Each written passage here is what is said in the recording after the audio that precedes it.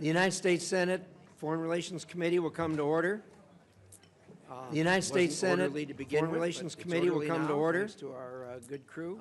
It wasn't orderly to begin with, but it's orderly now, thanks to our good crew, Rubio. And we welcome here distinguished alumni of this committee, and I know he's always glad to come back here. A distinguished alumni of this committee, and I know he's always glad to come back here. We haven't had this kind of excitement since you've been here last time. I know you think this is the way it is every time. We haven't had this kind of excitement since you've been here. In any event, we're glad to have you. Every time, but it's not. In any event, we're glad to have you. The Secretary has 4 hearings in these 2 days. Information Committee, the Secretary has 4 hearings at 12:30 in these 2 days. So we'll use the usual hard stop at 12:30. To that end, we'll use the usual. First of all, I will array of the way we do things here, and that is, and then first of all, Senator Shaheen, I will, and then we'll turn the floor make an opening statement. Rubio, then we'll do Senator Shaheen, 5, and then we'll turn the floor minute round of questions. Then we'll do based on 5 arrival time minute round of questions. With that, based on arrival time. So with that, Secretary, it's good to see you here again. Though you're not on the Hill often, a lot has changed, obviously, since the last time you testified on the President's International Affairs budget last year. The Department has undergone a major reorganization, making it operate more efficiently.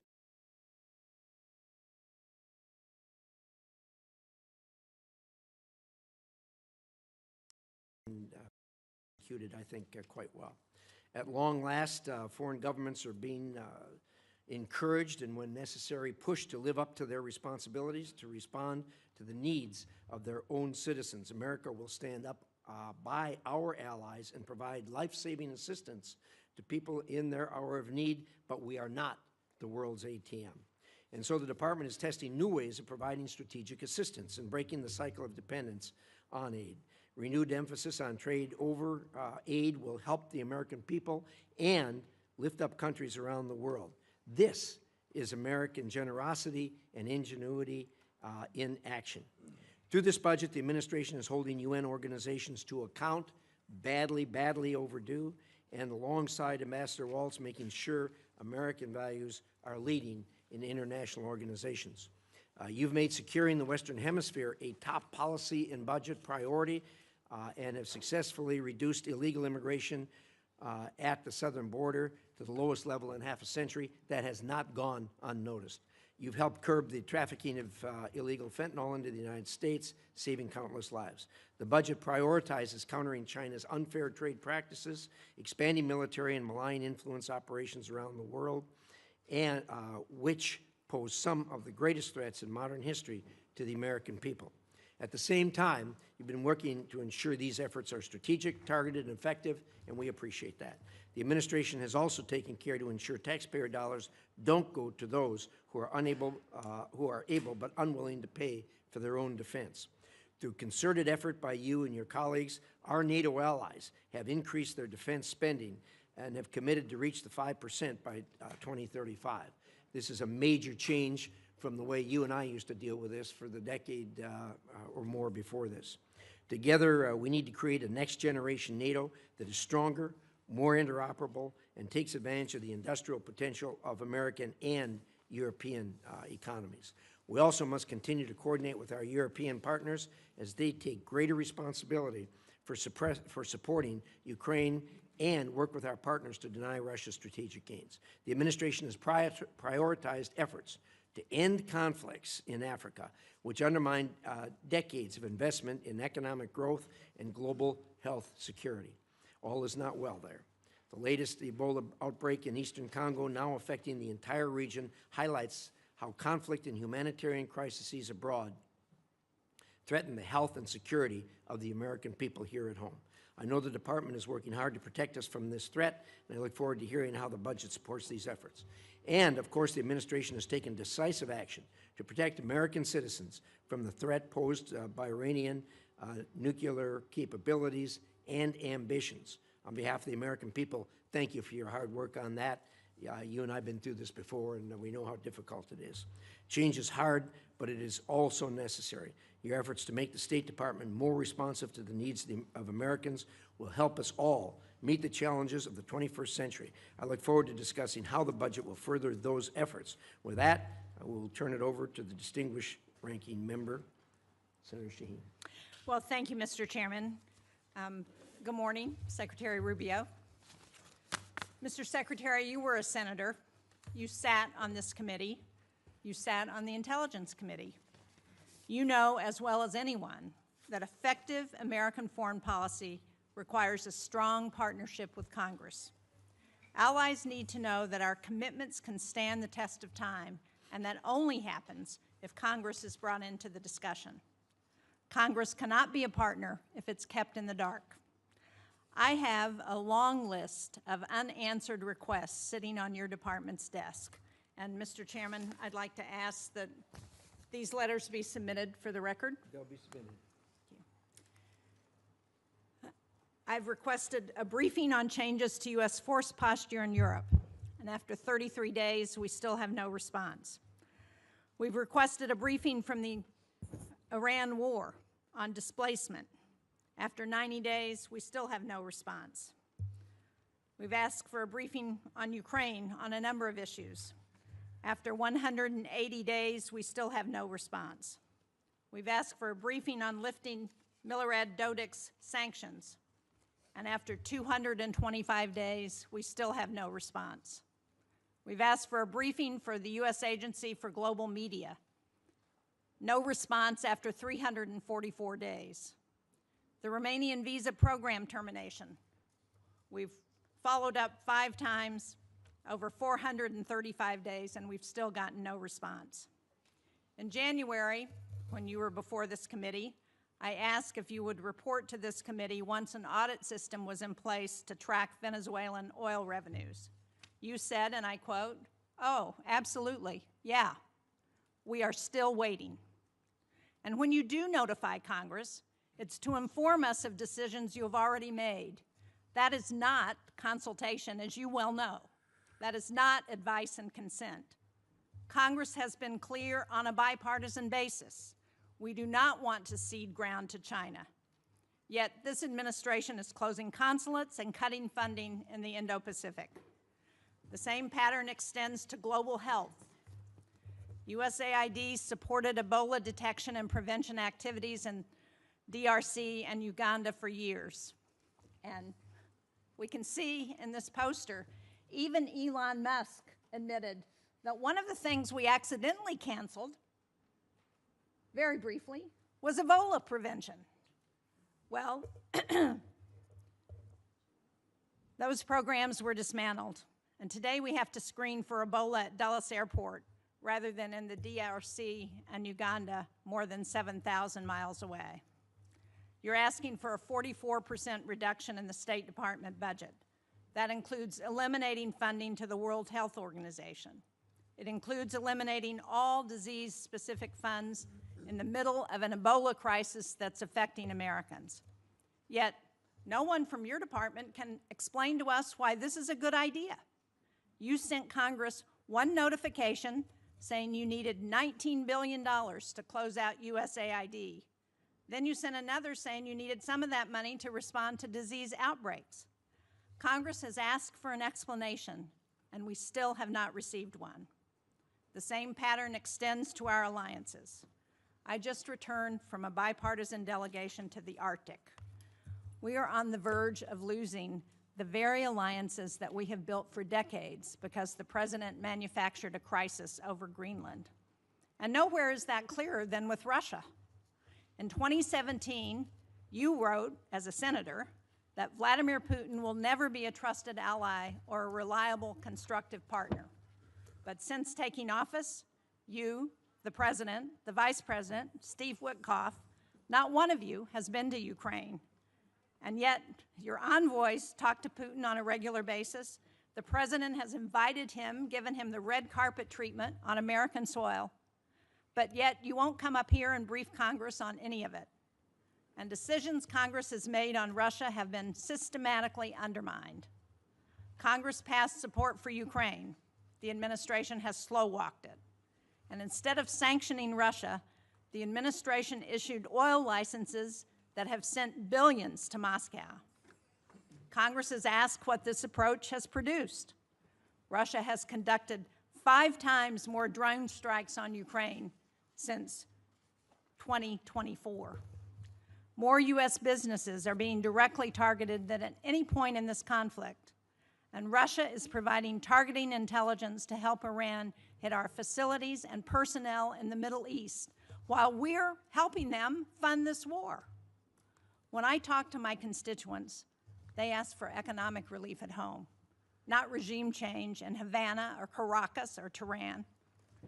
Instead, you sent Congress a war powers notification saying we are not in active hostilities with Iran, while the U.S. was conducting strikes against Iran and Iran was bombing U.S. embassies and bases throughout the Middle East. That was not consultation. It was an attempt to avoid answering to this committee and this Congress about this war. Congress has asked basic questions about the war. Why are roughly half of our Patriot interceptor stockpiles gone? Why does the Strait of Hormuz remain closed? Why is gas up $1.50?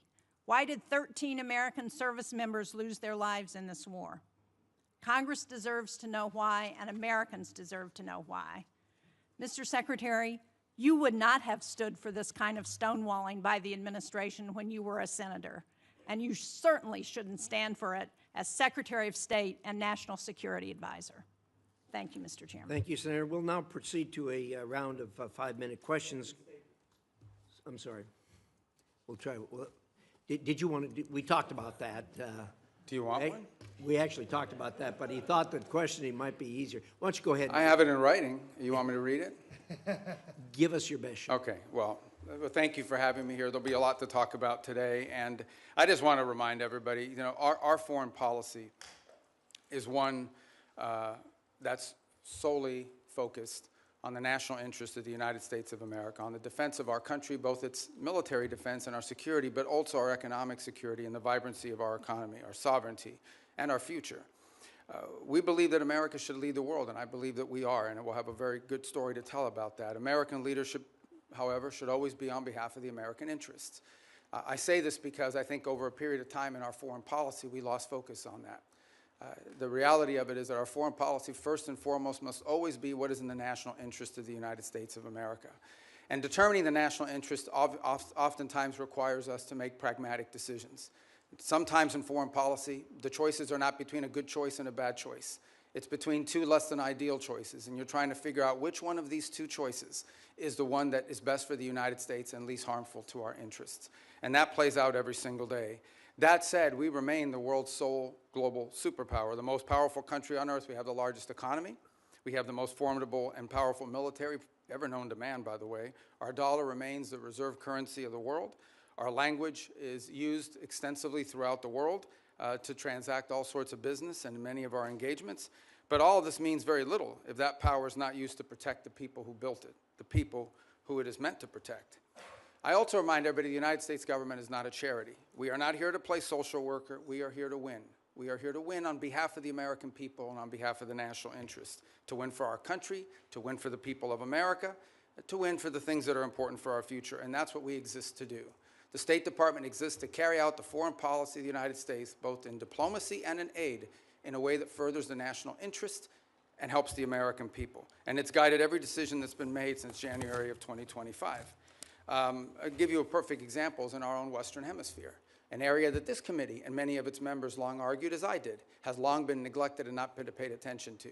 We now have in this hemisphere a coalition of friendly countries, over a dozen, who have aligned to work on not just the issues of security that we all have in common, but also economic prosperity that go hand in hand.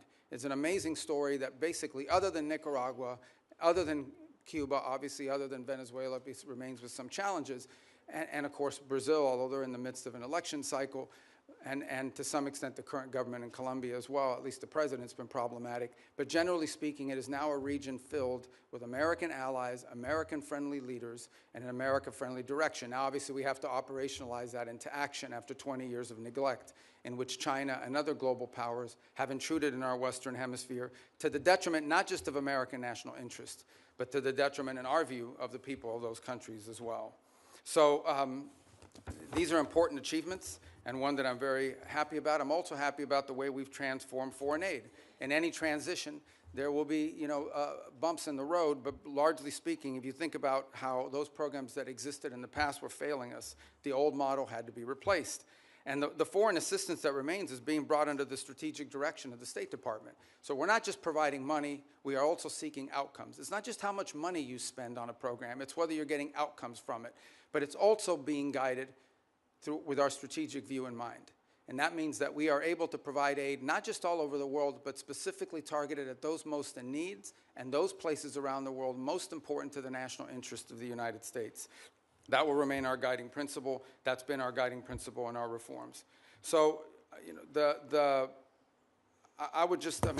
can get into a lot of these details in our questions. The bottom line is that all this and more is a reflection of this belief that I outlined at the outset, and that is that foreign policy cannot be separated from economic policy, from border policy, from energy policy, from any of these other spheres that are critical to our national interest. A country that cannot build ships or produce medicine or control immigration or access vital resources cannot defend its people, cannot defend its interests, and cannot defend its way of life. So our foreign policy continues to be reoriented around the real foundations of national strength. This budget is yet another step, I believe, in that direction. Obviously, the appropriators here will have a huge say on the outcome of what that budget ultimately looks like, as we don't anticipate that for the first time in modern history, Congress will just take up our budget and pass it. We think it'll go through some substantial reforms along the way, and we look forward to engaging you like we did last year to produce what we think is a very good spending bill at that time. So anyways, I look forward to your questions. At least that's what it says here. I'm not sure if I really look forward to your questions. I look forward to probably half your questions. Thank you. Thank you, Secretary Rubio. We will now do a round of questions, 5-minute questions based on order of attendance. And I'm going to start, and I'm going to say thank you for the work you've done with respect to Iran. We all of us that have worked on this for years know how frustrating that is, how difficult it is to work with this regime who've sponsored terrorism, kidnapping, and killed thousands of Americans for the last 47 years. Thank you for doing something about it. I know you and the President are doing all you can to ensure this comes to a close sooner rather than later. I wonder if you could give us at least a brief update on where we are. Well, first let me remind everybody that while I've not been before this committee since, I believe, February, when we briefed on the Venezuela operation, I have appeared on multiple occasions here, both in my role as National Security Advisor and Secretary of State, in both all Senate briefings multiple times, Gang of 8 briefings, Gang of 16 briefings. So we've talked about this topic with some of you in those settings in the past, or you've heard from us. Let me just lay the predicate here, okay? Iran's desire to build a nuclear weapon was going to be effectuated behind a conventional shield. They were going to build for themselves so many missiles, so many drones, so many conventional weapons, including a Navy, that at that point, there's nothing you could do about it. What they tried to do is they were going to try to build a conventional shield and hide behind that conventional shield and basically say to the world, if you come and do anything about our nuclear program, we will overwhelm you with missiles, we will overwhelm you with drones, and we will overwhelm you with our Navy, and you will not win. You will not be able to do anything about it. They were seeking that point of immunity, which is why the President chose to act, to deny them that point of immunity. Operation Epic Fury, some of you didn't like it, some of you did, was highly successful in achieving its military objectives, which is dramatically reducing the defense industrial base of Iran, the ability to build these missiles and to build these drones, especially the missiles program, substantially degraded. A substantial percentage, and I'll leave the exact numbers to the Department of War because I'm not a general and I'm not here to speak as a military planner, but a substantial degradation in the number of launchers that they have as well. They still have a lot of drones because these are easy to make. We all know it's not an Iran challenge. This is a global challenge, and it's playing out every single day around the world. I mean, Mexican cartels are using UAVs against each other. We should imagine at some point may even use it against our interest. So this is a pervasive problem around the world. The economics of it are something we have to solve for. But nonetheless, even their drone building capability has been eroded. Today, there is no Iranian Navy. There is no such thing. There's a bunch of Boston whalers with machine guns on them, but there is no Navy. There is no Iranian Navy. It lies at the bottom of the ocean and will soon, within a number of years, be prime fishing spots because they'll turn into reefs. So my whole point is that the Iranian conventional shield has been substantially eroded. Now, in the aftermath of that, two things have happened. The first is they entered into a ceasefire. They agreed, we agreed to stop. But part of that agreement was that they would reopen the straits. They did not, at which point the president decided, and I think appropriately, we can't have a world in which only Iranian ships get through the straits. And so if they're going to shut down the straits for everybody, we're going to shut down the straits for them. And we have done that through a very effective blockade and, by the way, through the seizure of sanctioned ships in the Indo-Pacific as well. The cost to Iran every single day in lost revenue is in the hundreds of millions of dollars that they are losing in lost revenue that they're not generating as a result of that. Now, we are in talks, and I say talks because talks with Iran are not like talks with Switzerland, okay? They're very different. They require the use of intermediaries, unfortunately. But there is the prospect before us, which could happen today, it could happen tomorrow, it could happen next week, that for the first time, certainly in my memory, they have agreed to negotiate aspects of their nuclear program that just a month ago, just a year ago, they were refusing to even mention, much less enter into discussions about. That is not a guarantee that ultimately it will lead to a deal that's acceptable to the Senate or acceptable to the American people. But we'll be able to engage them in a process to truly test the proposition of how far they're willing to go. Complicating that process, unfortunately, is their internal regime is somewhat fractured in the sense of it takes days to get responses from their system. We can go into more depth in your follow-up questions. But we're hopeful that something like that could happen in which the straits would reopen, we would enter into a period of negotiations on very specific topics, delineated negotiations, in the hope of reaching an outcome that's acceptable to us and something that they would be able to do as well. If it doesn't work out, then obviously we still have a problem with respect to their nuclear ambitions. But what they won't have is the conventional shield to hide behind any longer. Thank you, Secretary. I'm going to ask one more question. Hopefully this will shorten as we go around. There'll be more questions, obviously, on that topic. But I know you just got back from China not long ago. Could you give us a quick update on the state of U.S.-China relations? Yeah, look, I mean, China and the United States are the two largest economies in the world, the two most powerful militaries in the world. The Chinese government and the U.S. government have to speak. I mean, it's not a choice here. We have to have some measure of communication, if for nothing else, in order to de-escalate potential points of conflict that could lead to something broader. There are obviously very significant irritants in our relationship with China.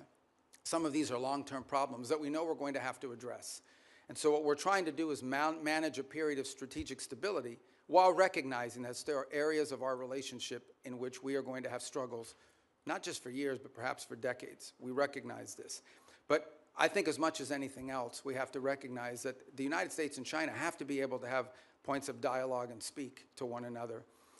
As I said, for no other reason than to be able to have a communication channel. I think in our meetings, it was abundantly clear which are the areas that we do not have strong alignment or agreement on. We understand that there are areas in which long-term we're going to have some real challenges, whether it's supply chains.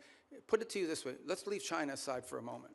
The United States, and I would argue the world, cannot depend on one country for 90% of anything, especially 90% of things that are critical to our economies, not from our weapon systems to our pharmaceuticals. We just can't live in a world in which we rely on anybody for 90% of what we get in one sole source that could be cut off at any time as leverage against us or punishment or in a time of conflict. And so we are actively searching and have plans in place, and we're implementing these to diversify where we get critical minerals, where we get our supply chain, secure that supply chain. And obviously the Chinese would like to retain their monopoly position in some of these. This is going to be a long-term issue that we're going to have to continue to confront and work on. Work on that continues even while we are engaged in the ability to dialogue and speak to them, because we have to. It's responsible, and we truly have no choice but to be able to do that. It's to their benefit and ours, and I would argue to the benefit of the world that these two countries are able to speak to one another. Thank you, Secretary. And I think your comments about the supply chain and the critical minerals and everything else that's in the bottleneck, these are things that are relatively new to us. They've always been there, but COVID underscored that. And then, of course, the Ukraine war brought it out even more. And appreciate your remarks. I think everybody at this dais knows we are, as a nation, looking at that. With that, Senator Shaheen. Thank you, Mr. Chairman. Mr. Secretary, at this budget hearing last year, you testified that no one had died as a result of foreign aid cuts. Sadly, I think we're seeing in real time that that's not true today. There are more than 1,000 cases and more than 200 Ebola-related deaths. And as we know, one of the entities that is a critical global health tool is GAVE, particularly during a disease outbreak.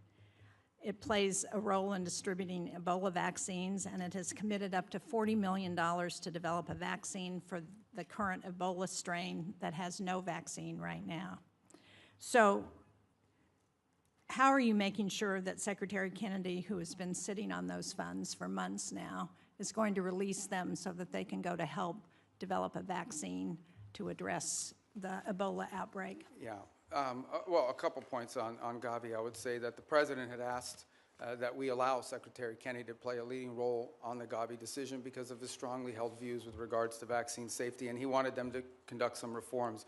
I actually talked to Senator Schatz about this last week as well, and so the State Department's going to be re-engaging. I'm not here to tell you we're going to yank this thing and we're not going to listen to his points of view, but the State Department a few weeks ago made the decision that we were going to re-engage on this issue of Gavi, respecting what HHS views on it are as well, and we want to take their input, but we'd like to get this issue resolved in an outcome that's acceptable, both to Congress and also to our goals on global health. So it is an issue. As I said, I wouldn't use the word defer, but we have certainly allowed him to play a leading role in determining what we're going to do next.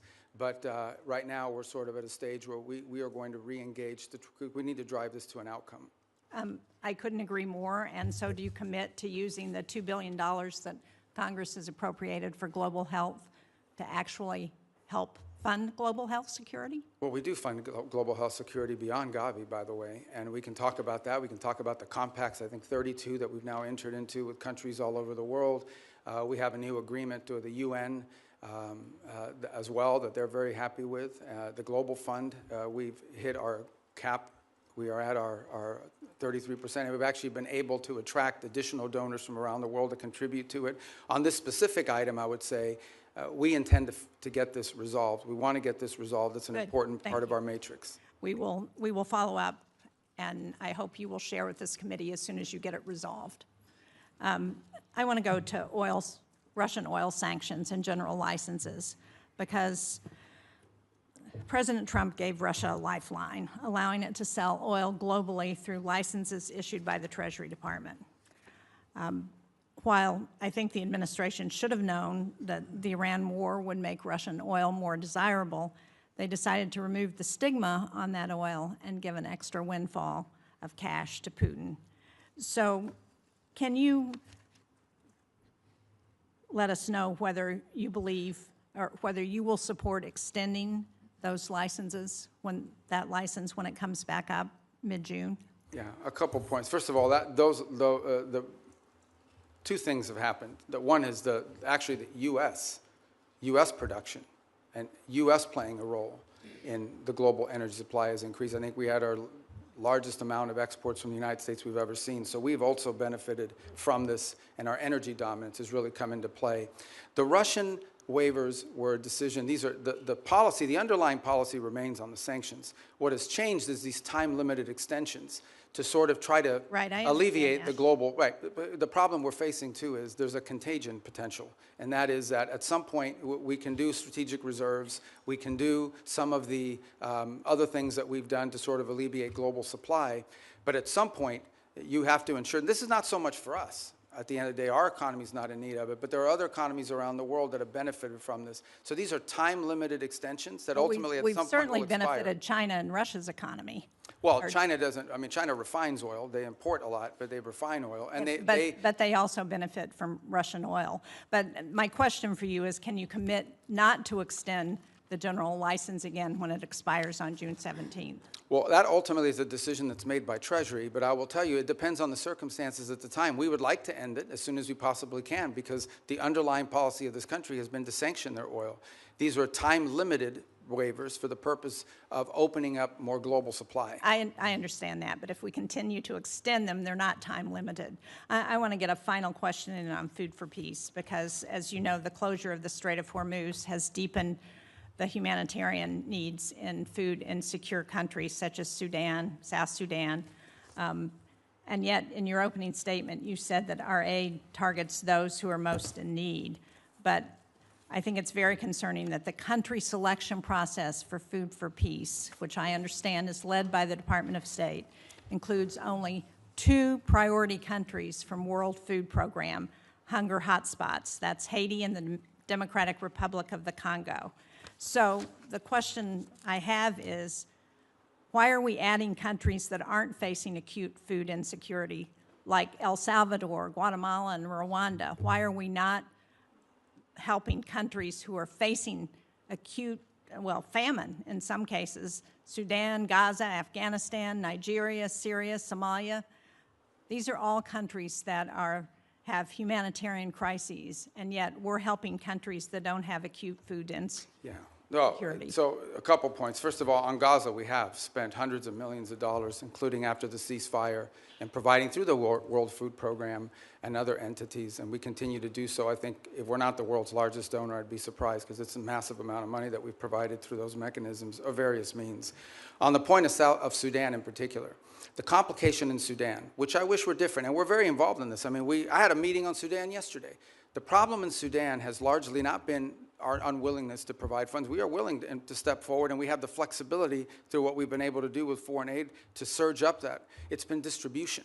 It's been the ability to get that. So as an example, in these conversations we're having between the warring sides, one of the things we're trying to identify is 4 safe spots where people can go receive humanitarian assistance, where we can actually have the outside groups, the NGOs, the international organizations that we contract with, have the ability to go in and actually deliver the food without having their trucks hijacked or blown up or their workers killed.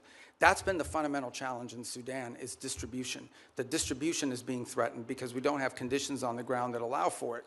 And so to allocate money towards something that we can't distribute is unwise until we have that in place. That's deeply tied to the ability to have a peace deal, which I can tell you has been very frustrating. On the one hand, with Sudan, we had a donor conference in Berlin. I don't want to interrupt you, Mr. Secretary, but I'm out of time, and it doesn't explain why we are providing food for countries that are not insecure. I appreciate the challenges in Sudan. We have those challenges in many places.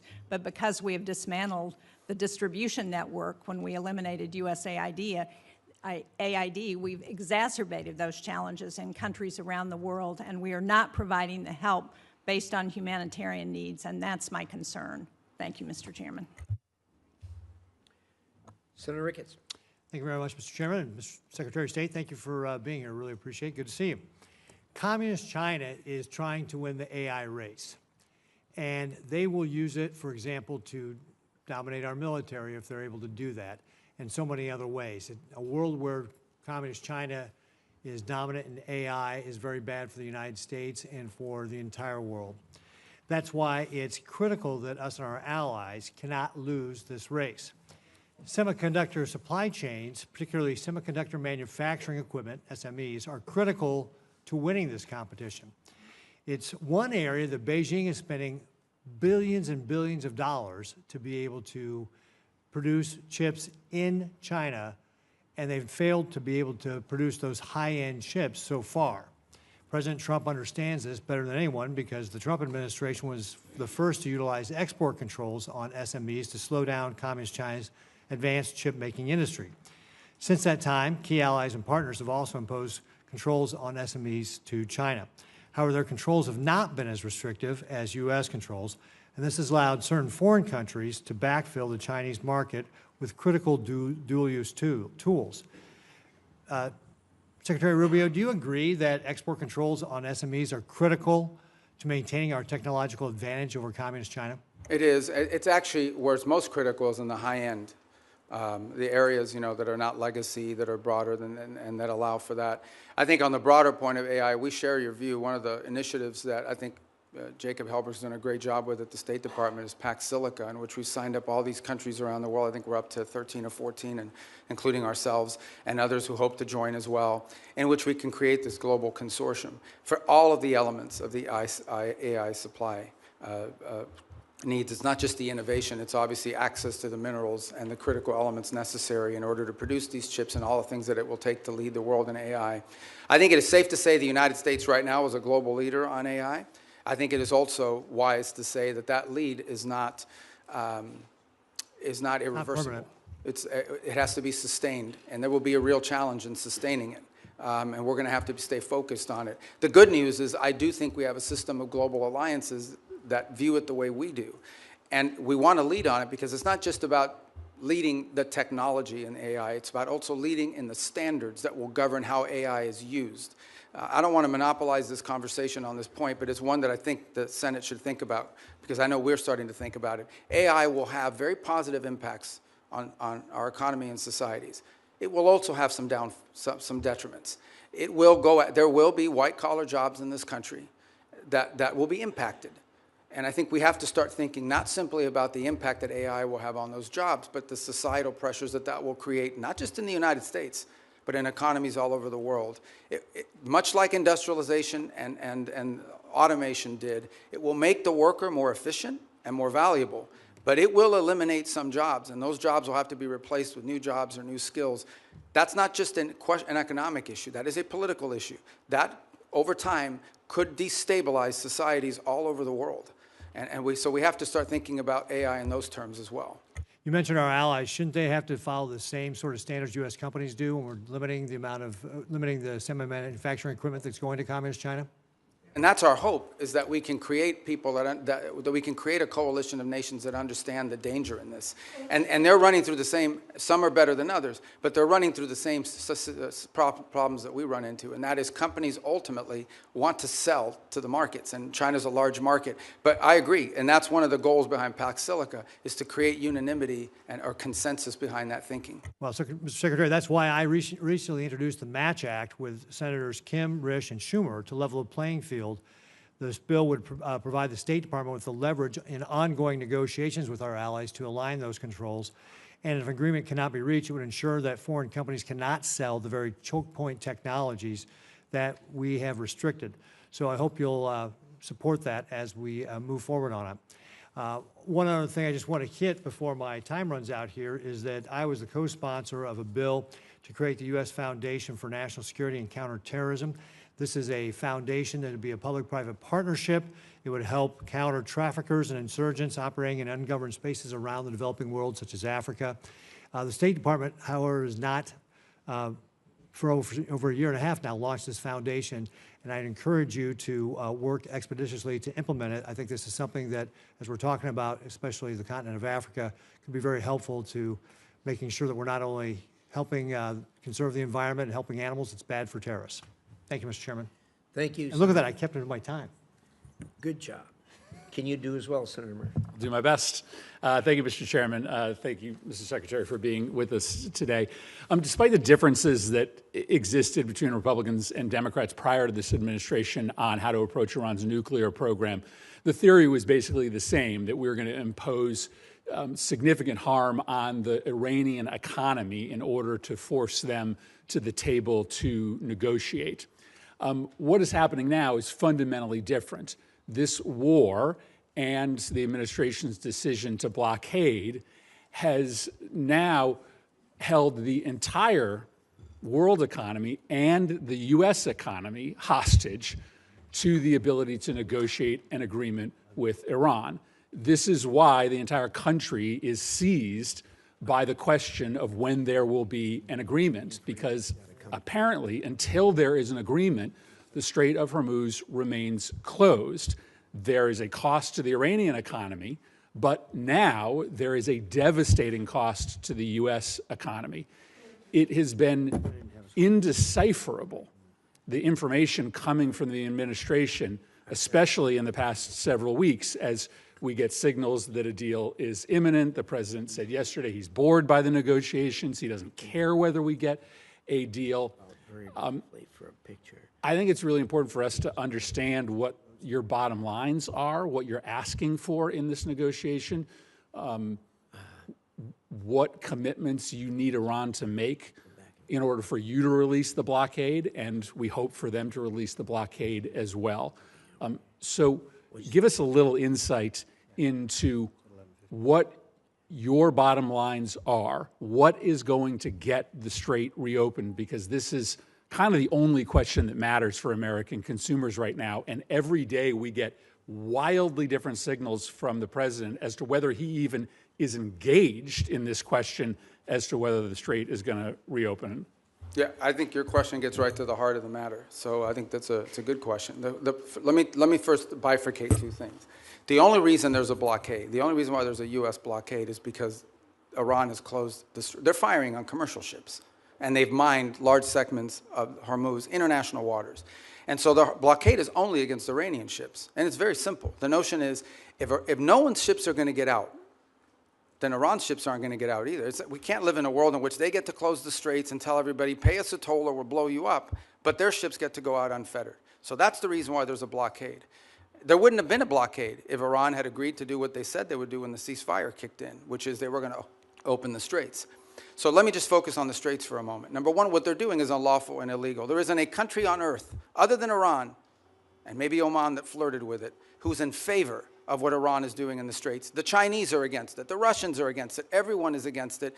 The whole world is against it. So condition number one is they have to reopen the straits. And reopening the straits means the following. Ships can sail through international waters the way they can do through other choke points around the world without being fired upon, without paying a toll. That's condition number one. But the strait is closed because of our decision to invade Iran. This is a consequence of our military action. So I guess I'm not interested in litigating that question. We all know why the strait is closed, because you took military action against Iran, and we knew ahead of time that that would be their likely response. The question is, how are we going to get it reopened? Are you going to drive a bargain that is so tough and so hard that the strait remains closed? So how are we going to get it open? The first thing, that is a predicate to anything else happening. The straits have to be reopened. So the way to think about it is this. If Iran wants to be able to move its oil again through the strait, they will have to reopen the straits. If they refuse to do so, then we have other options available to us, but we would prefer to negotiate the opening of this, which means tell us about the negotiations. What do you need from them in order to get the strait reopened? We need the strait reopened tomorrow. Well, what needs to happen is very simple. They need to announce that they will no longer fire on commercial ships that are going through or threaten to fire on ships, because in many cases, ships just won't move. They won't go, not because they got fired on, but because of the risk of being fired upon. And so they have to announce very clearly, the straits are now open. We're not charging a toll. We will help remove the mines that they put in there, and they will not fire on ships. But the president says they also need to make commitments on their nuclear program. That's what I'm asking. Oh, I see what you're saying. What commitments do they need to make in order for the strait to be reopened? Well, the second thing they have to agree to as part of this is, so in addition to the straits, that's the predicate that opens the door to phase two. Phase two is they have to commit to very specific negotiations on highly enriched, the disposition of the highly enriched uranium that still is buried deep in a mountain somewhere. They have to agree on negotiating severe and long-term limitations and or cancellation of enrichment activity in their country. In the second phase of negotiations. Well, obviously, these are highly technical matters, so I don't think you could work those out in 5 days.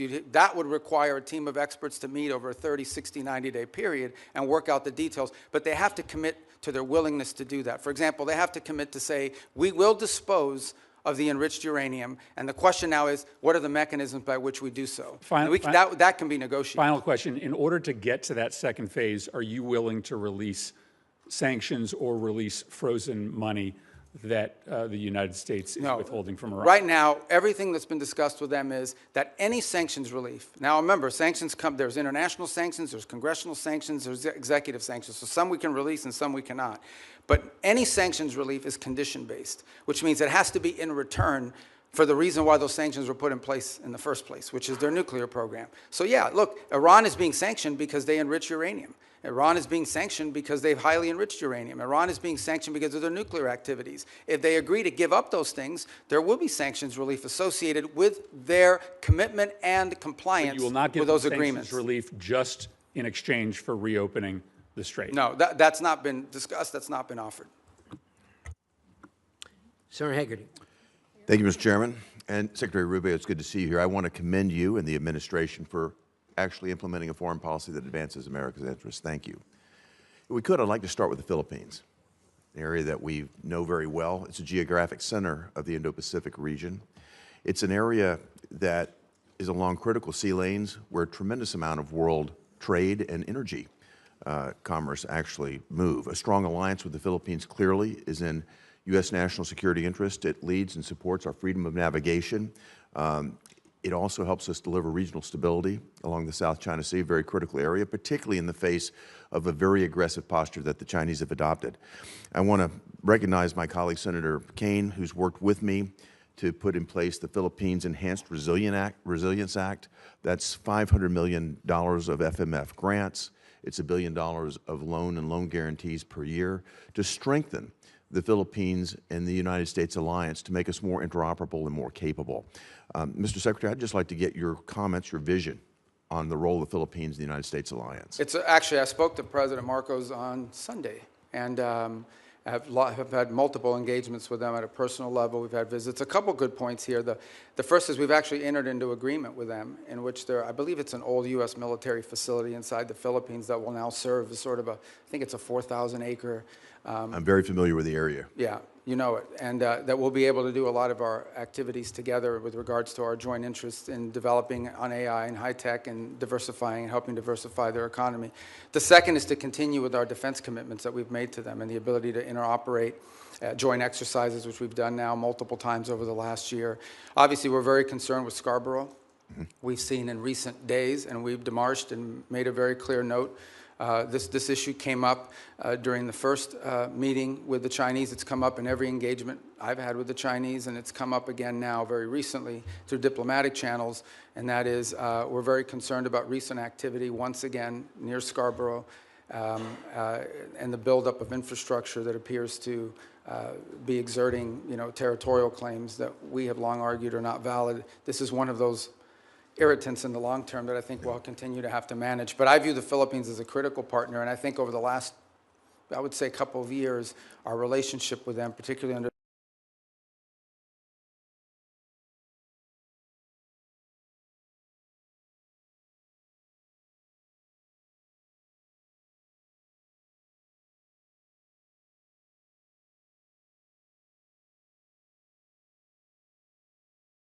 Economic ties, and of course, that has, as you mentioned earlier, tremendous national Yeah, security. can I just add one point? There is, some desire during their chairmanship this year of ASEAN to reach a sort of code of conduct understanding in the Indo-Pacific. And while I understand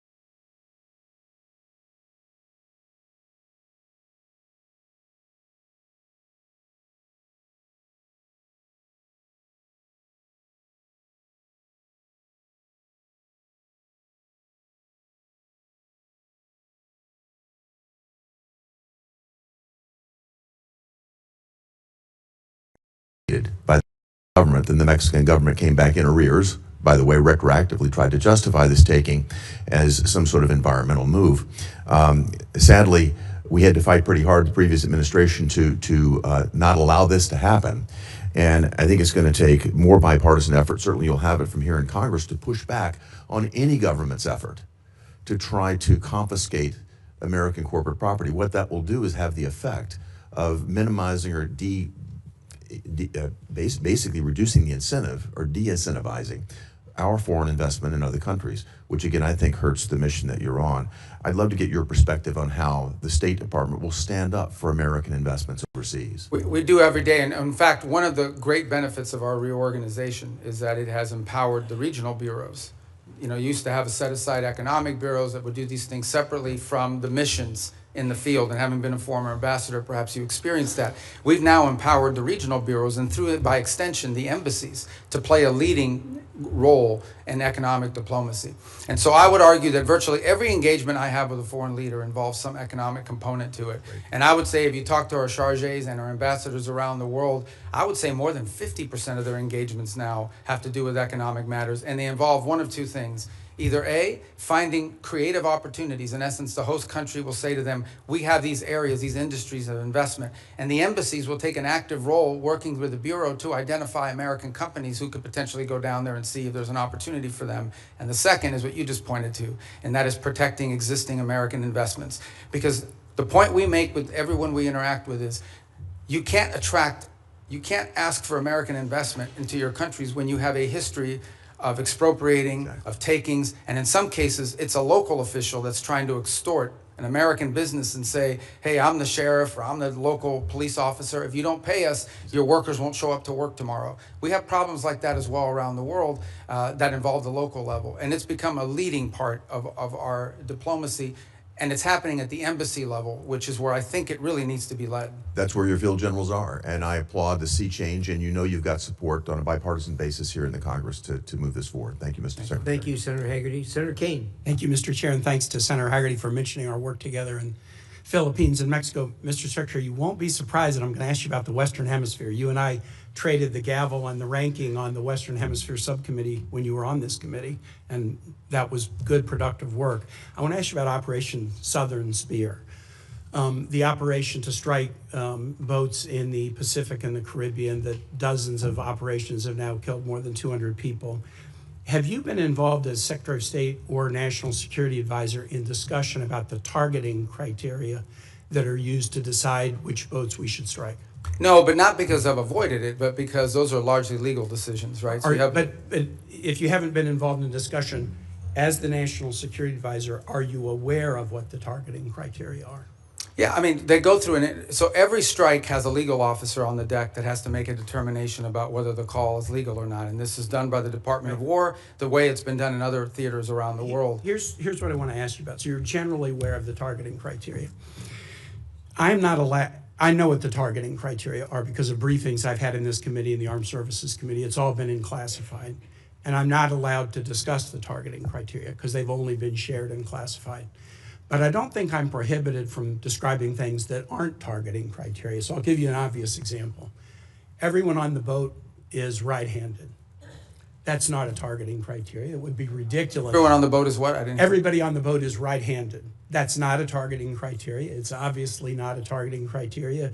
It would be improper for it to be a targeting criteria. Here's one that's not so obvious and that surprised me. There's evidence of narcotics on the boat. That is not a targeting criteria. I have been briefed on Southern Spear since the first operation on September 2 and most recently within the last couple of weeks, and I've asked again and again, have the targeting criteria changed? No, they have not. What are their criteria? Here's what they are. I can't describe it here. But the presence of narcotics on the boat has never been a targeting criteria. Would you have any ability to explain? And the administration could have picked that as a targeting criteria. They chose items that were targets, that authorized the use of the U.S. military to sink boats and kill people. But they have not used the presence of narcotics on the boat as one of the targeting criteria. And I would suggest to my colleagues, if you go look at the individual files of all the strikes, and I've looked at the first 46, they are consistent with what I've just said about something that's not on the list of targeting criteria. Why would the administration not include the presence of narcotics on the boat as a targeting criteria in Operation Southern Spear? As you just outlined, I can't discuss the specifics of the targeting criteria, but I can tell you the one thing that is obvious is that the targeting criteria is not single source. In essence, there are multiple checks. There are three elements to the targeting criteria. Right, and all of it informed and infused by intelligence collection. In essence, they have to have true links. I can tell you they do walk away from strikes. There are multiple times that I've been aware. I'm not aware of every strike because it's not reported on a regular basis, it's delegated. Yeah. But there have been strikes that they've walked away from because it doesn't meet the criteria or because there's doubts. I'm not saying that the strikes that I've reviewed don't meet the targeting criteria, but I'm saying how odd it is, especially since the administration always announced this is against narco traffickers. We've attacked narco traffickers. How odd it is that the presence of narcotics on a boat is not one of the targeting criteria. And I would encourage my colleagues, get the same briefing I've gotten, take a look at the strike files. You'll be as surprised as I am. Here's the second question. Again, in your dual role, Secretary of State, National Security Advisor. The administration's Operation Southern Spear, we could agree with it or not, but the administration presented a legal opinion from the DOJ that we could review. Absolute resolve, the effort against Maduro. The administration presented a legal rationale that we could review. Now, we could review both in classified. They've not been made public. We're 92 days into a war against Iran, and the administration will not let Congress look at the OLC legal opinion justifying the war.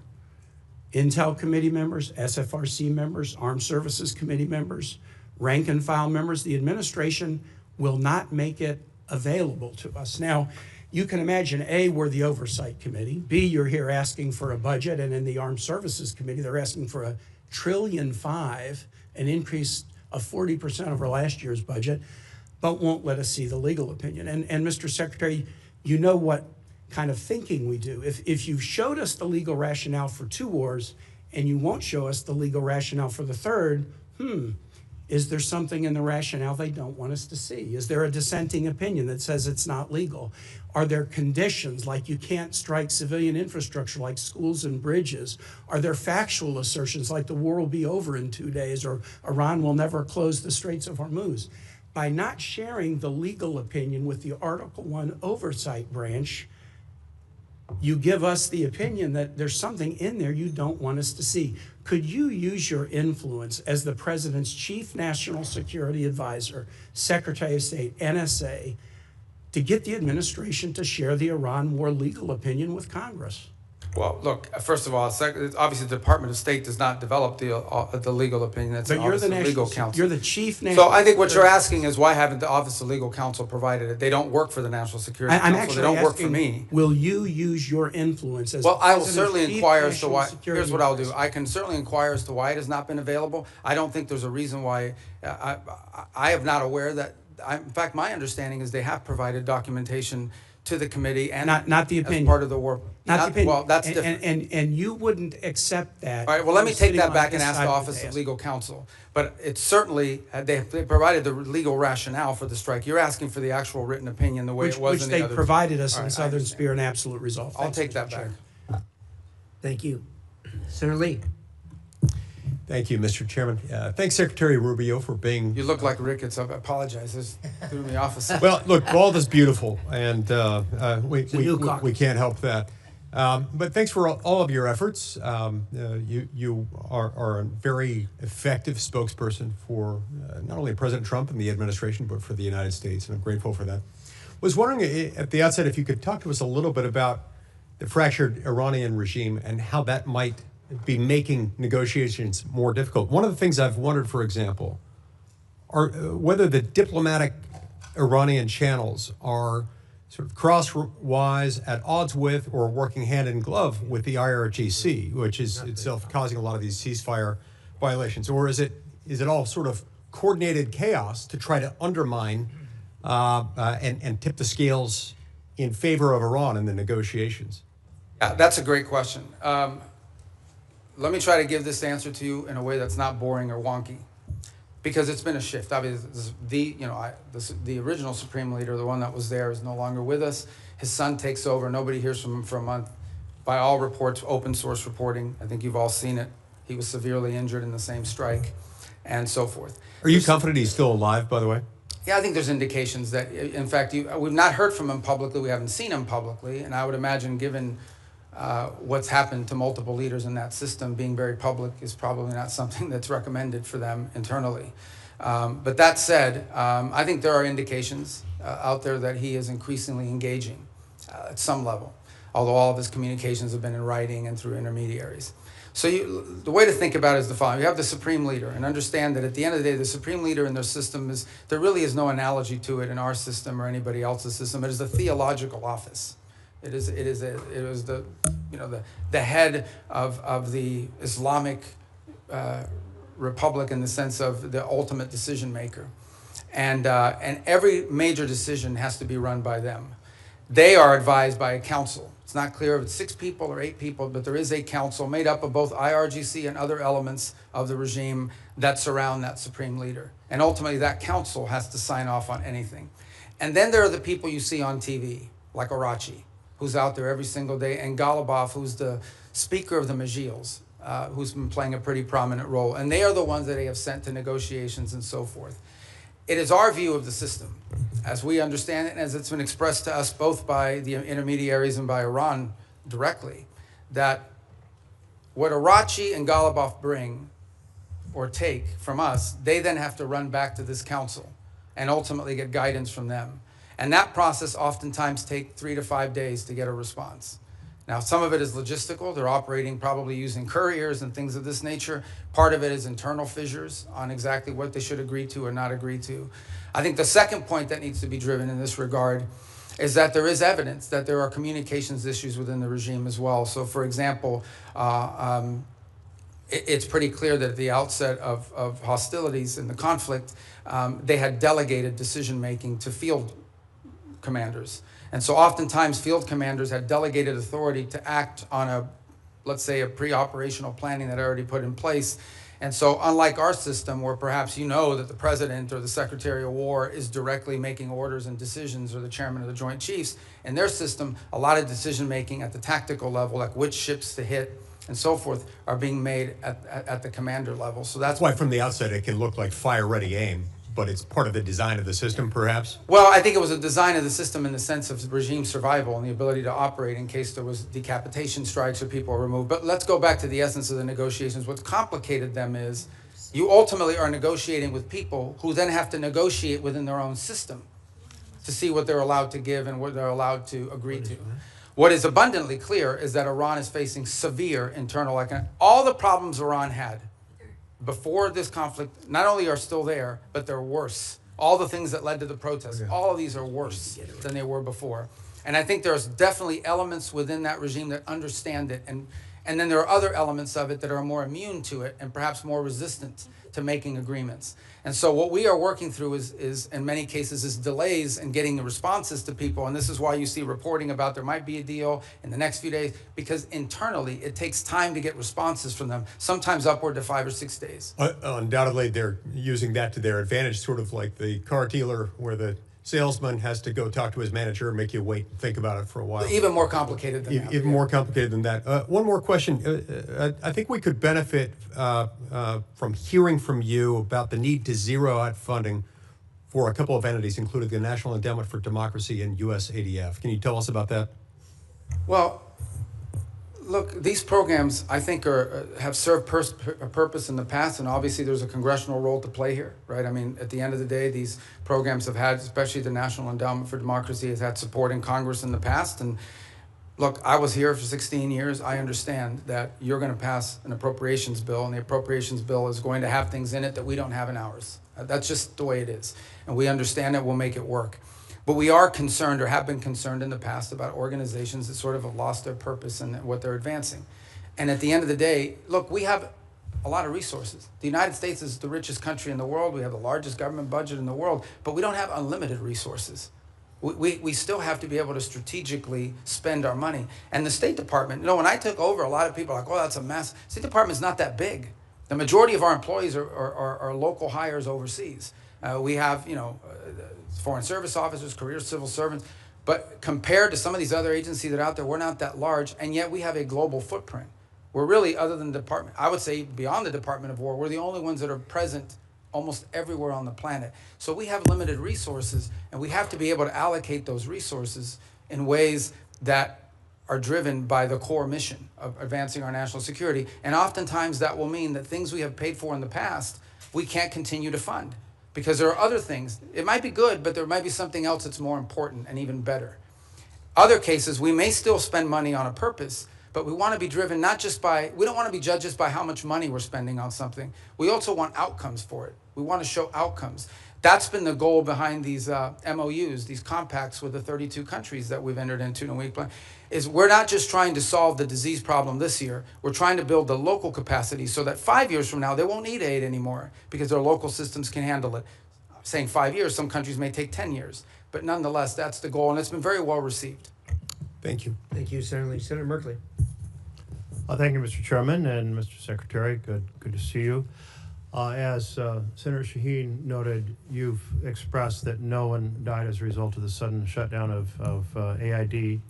And I did ask you last time you were here about that, and I won't repeat all that, but I want to note that the folks who study this at the schools of public health, Harvard Chen School, the Boston University School of Public Health, estimate that over 500,000 children have died from that sudden shutdown. I want to kind of put a note on that. If you were to walk across this country, you'd see one dead child equivalent every roughly 30 feet. That's the level of carnage. I know you disagree with that, but many experts who are in this field, that is their estimate. And I hope you'll ponder that as we strive to rebuild our programs related to malaria, tuberculosis, AIDS, HIV, nutrition, and certainly infectious diseases like Ebola. I wanted to turn, though, to Taiwan. It's an area that you and I worked on quite a bit together when you were here, including the Taiwan Relations Reinforcement Act and the Transnational Repression Policy Act, the Hong Kong Economic and Trade Offs Certification Act. And I'm very concerned about the president's comments on his recent trip. He noted that arms sales to Taiwan are a, quote, very good negotiating chip. And when he was asked about how much he talked about arms sales with China, he said, we discussed arms sales, quote, in great detail. The 6 assurances included that arms sales to Taiwan would never be a negotiating chip. My concern is that the president now has kind of accentuated the arms sales by not approving, not putting the stamp of approval and completing the arms sale that Congress has already funded. That this sets a stage for China to very much proceed to pursue more aggressively their effort to incorporate Taiwan into the broader framework of China, including extinguishing Taiwan's democracy. So I'd just like to hear your thoughts. Hopefully there's a path here that will re-accentuate our support for Taiwan's democracy. Thank you. That's an important question. So let me first say on Taiwan, and I think I made this point myself, either on the trip in China or thereafter when we returned. There's been no change to U.S. policy towards Taiwan. I think there's, obviously the Chinese side would like to see a change in the verbiage, but no change has been made in that regard. The second point I would make is, I believe in December, I know in December of this year, we did approve an arms sales, I think $11 billion. I think it's the single largest arms sale ever. It was a huge sale to Taiwan. This was just last December. I think it's more than the totality of the 4 years under the Biden administration. And I would recall that there were a 6-year period of time under the Obama administration where there were no sales to Taiwan. There is a second pending sale, which I think is the one you're referring to. It's the $14 billion one, and that remains under review. And but we just did one in December. So I don't think it's, and I'm not saying you're saying this, but I don't think it's fair to say that the U.S. is not providing it. We just had a massive arms sales, and it was so big and so noticeable that the Chinese became very aggressive about it and some of the incursions they undertook as a result of it. And as I said, it was more in one sale than we did in the entirety of the Biden administration, if I'm correct, and I think I am on that point. So, but the most important thing to understand is we want to see the status quo preserved as is at this moment. That's our policy. That's what we've said. That's what we continue to say. It's a very, as you know, a very delicate relationship to balance. But our policy on Taiwan is not changing, and it did not change on this trip. Another issue that you and I worked on was the Uyghur Forced Labor Prevention Act. And it's really been the most effective strategy for saying that products produced by slave labor will not be admitted into the United States.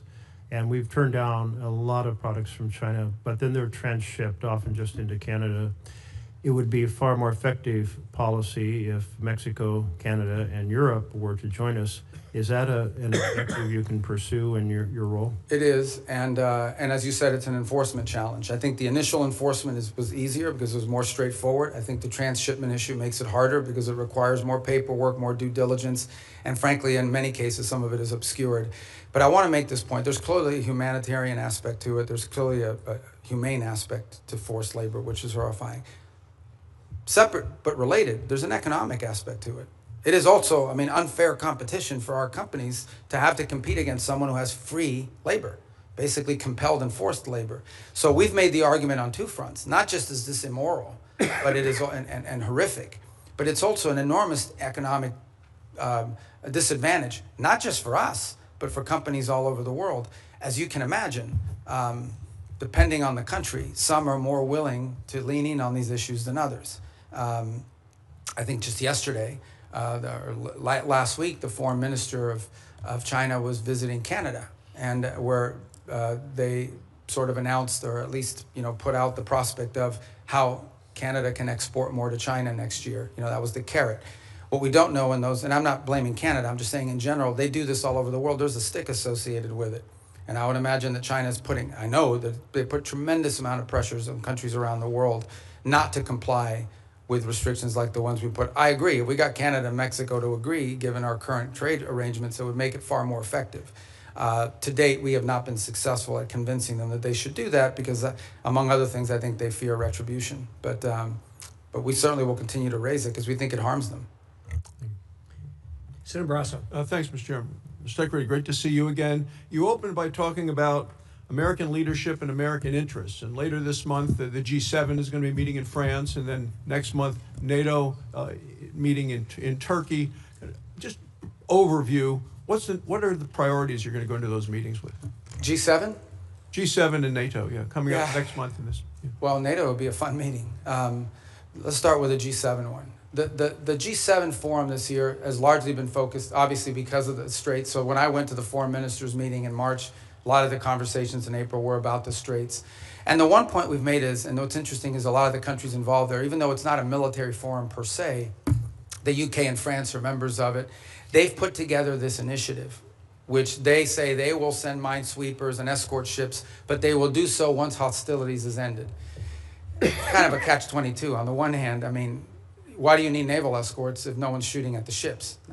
That said, I don't diminish the utility of it because I would imagine the first few ships that go through are going to like to be escorted. So I think that's going to be a key feature of that conversation. I think there's a shared interest in all these countries on rare earth minerals and supply chains generally. I think there is a growing global consensus, and we had a great, maybe a few of you had attended part of it, we had a great ministerial here earlier this year on rare earths and supply chains that brought in dozens of countries, and all the G7 countries were represented at it. And so I think that's going to be a feature here is how do we diversify the global supply chain on anything from rare earths to pharmaceuticals? There's growing consensus, so I think that point will be quite dominant. And then given the makeup of who's in the G7, the Russia-Ukraine conflict will always come up because obviously it directly impacts at least 3 or 4 of those members who are on the continent. So we will also, and I don't recall exactly who the French have invited, but in addition to the G7, they'll always invite 2 or 3 other countries to attend. I believe Ukraine has been invited, if I'm not mistaken. There's usually a couple other countries that they'll invite that are not members of G7. But I think those issues will dominate depending on where we are with the Straits, and then clearly the critical minerals and supply chains has been a key focus of G7 actions. The last point is, I think there's been an interest and I think Canada deserves credit for this. The Canadians have really taken a lead, and we've been very supportive of this, in highlighting places like Haiti. And as a result of these G7 meetings, we've actually had a number of countries in the G7, including Japan, step up and contribute to the effort there. And the reason I mentioned NATO, there's an article in The Hill, and Mr. Chairman, I ask unanimous consent that we put this in the record. It says Sweden is now America's most valuable tech ally. You're talking about working together with other countries. It goes on to say, this was just last week, Sweden joined NATO. They've now signed the bilateral defense cooperation agreement. They said in March, Sweden became the first European Union member state to sign the Pax Silica Declaration, Washington's flagship initiative to secure global AI and semiconductor supply chains, and now the technology prosperity deal. I want to know how you've accomplished so much, and is this a model for U.S. relationships going forward with NATO? Yeah, the interesting thing about Sweden is because they, and Finland to the equal extent, is because they were not members of NATO for many, many years, they had a self-sufficiency in their defenses. And so now that they've joined, they've actually added to the equation. I'm not here to beat up on any specific country, but generally speaking, the countries you added to NATO were countries that needed from NATO. Sweden and Finland have actually contributed because they brought their own defense industry, their own advanced technologies. So they've been a great partner. They've been an extraordinary partner. We were just there because we had the NATO foreign ministers meeting in Sweden, and it was phenomenal. And I think that Sweden is a great ally and a country that we're continuing to find a lot of synergy and cooperation with especially on the field of technology, but also on defense. I mean, they have their own defense industrial base, which is an impressive defense industrial base. I wish every country in NATO had what they have, but I understand why Sweden has it. In a number of travels that a number of members have done in bipartisan ways, we found out as we go around Europe that most countries will say they've been too dependent on the United States for military, too dependent on Russia for energy, and too dependent on China for materials.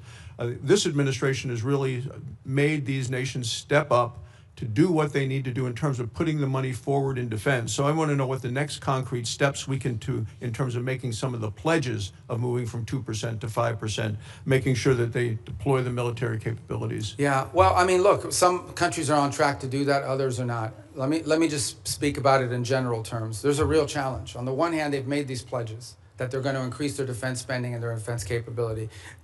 It actually has to be on defense. That's the first thing. You can't say that pensions for former soldiers and sailors is part of your 5% or your 3.5. I mean, that can't happen. But the bigger challenge that much of Europe faces, many countries in NATO faces, their economies are not growing, and in order to spend more money on defense, they're going to either have to raise taxes or cut social programs. And part of the reality of NATO, whether we like to hear it or not, is that many of the countries in Europe were able to build these very robust social safety nets because they didn't have to spend it on defense, because NATO and the United States were providing it for it. So they're going to have to deal with that reality. The second point is, and this is not an anti-NATO statement, but it is the reality. The United States has global obligations. At the same time as I'm in NATO, I have to speak to the Indo-Pacific countries who are also worried about what's our force posture they're going to be. We obviously are involved in the Middle East. We have counterterrorism issues with regards to Africa. We have growing mill-to-mill cooperation in our own Western Hemisphere, especially taking on these transnational terrorist organizations and the like. So we don't have like unlimited military resources, even though we have a very large budget. They're not unlimited. And so we have to be able to allocate our resources and our personnel in ways that make sense, and it has to come at the expense of something. And so I think that's the reality that we have shared with our NATO partners from the very beginning of this administration, and have been consulting every step along the way. But these countries will have to step up. They, at a minimum, have to be able to conventionally defend their own sovereign national territory for the most part. Thank you, Mr. Chairman. Senator Van Hollen, you're next. Chairman, and welcome, Mr. Secretary. This is your first public hearing since President Trump and Israeli Prime Minister Netanyahu launched an illegal war against Iran. Netanyahu said he's been waiting 40 years to do this. Turns out he finally found a president who was both stupid and reckless enough to join him. The war has killed 14 American service members, wounded hundreds more, and killed thousands of civilians. It's driving up the price of gas, food, and much more. Trump obviously doesn't care. He called high gas prices peanuts and said, "I don't think about Americans' financial situation." That's from the President of the United States. And all for what? The President told us 91 days ago that we had, quote, won the war in Iran. Last year, he told the country Iran's key enrichment facilities had been completely and totally obliterated. Was that false? Let's face it, Mr. Secretary, the Trump foreign policy has become a dumpster fire. This is the same president who's more interested in flattering Vladimir Putin than in protecting Ukrainian sovereignty. The president who lifted restrictions on the transfer of sophisticated U.S. chips to China, but came back from his trip there with nothing but ballroom envy. He tweeted about that the other day. This is the president who brought on Elon Musk to take a chainsaw to AID, which has enabled the current Ebola outbreak in the DRC. We've also witnessed corrupt crypto deals with the UAE royal family that have enriched the Trump family at the expense of our national security. We've seen an administration engage in extrajudicial killings in the Caribbean, hijack Venezuelan oil, threaten to invade Greenland, and weaken the NATO alliance. Here at home, a Reagan-appointed judge said that you and former Secretary Noem abused your powers when you locked up and still seek to deport students for protesting the destruction of Gaza. The Reagan-appointed judge said you did that, quote, primarily on account of their First Amendment-protected political speech. Speaking of Gaza, the so-called Board of Peace seems to have run around. Meanwhile, while Senator Rubio once proclaimed that the U.S. must, quote, work to ensure that refugees who flee war, torture, and persecution are provided safe environments to live and thrive in. Now, as Secretary of State in this administration, you have capped refugees at a record low of 17,500, and white South Africans, Afrikaners, have comprised roughly 99% of those slots, Mr. Secretary. A race-based refugee system.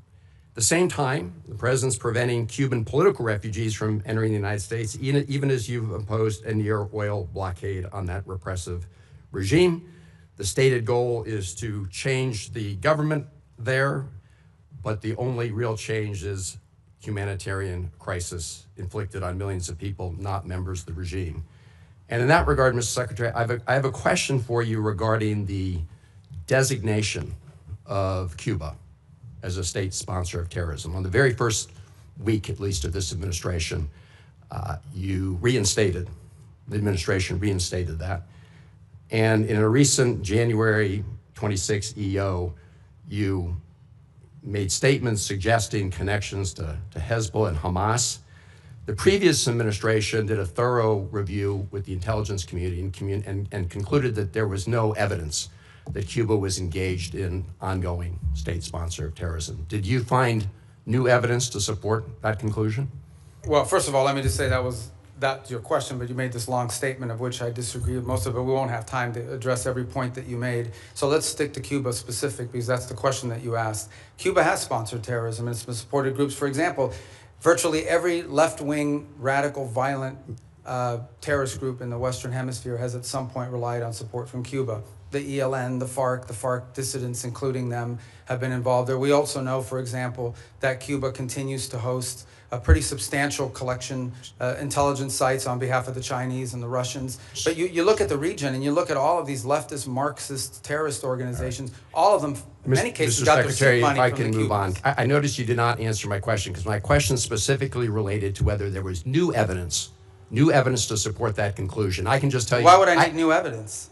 Because you're claiming that they're a state sponsor of terrorism, suggesting they're ongoingly involved in that. My final question to you, Mr. Secretary, relates to the Al-Aqsa Mosque complex. There have been reports that the United States is working with Israel to take away the Kingdom of Jordan's custodianship over the Al-Aqsa Mosque complex in East Jerusalem. Can you confirm today that there's no... I'm not even aware of those reports. There are reports, so I was hoping you could confirm. Is that like a media report, or? There have been several media reports. Ah, well, you know the media is always accurate. No, they're not, and that's why I'm giving... Yeah, no, I've never even heard So that. if That's you the could first just- time I even hear anybody discuss that. All right, well, I'm glad to hear that, Mr. Secretary. But we have a great relationship with Jordan, you know, and we're very helpful. So I've just never heard that before. You should, I don't know what article you're referring to. Just give it to me. I'll look at it. I'm happy to. Is it a credible website? I'm glad to hear you say, Mr. Secretary, there's no truth. I've never heard that discussed by Thank you. anybody.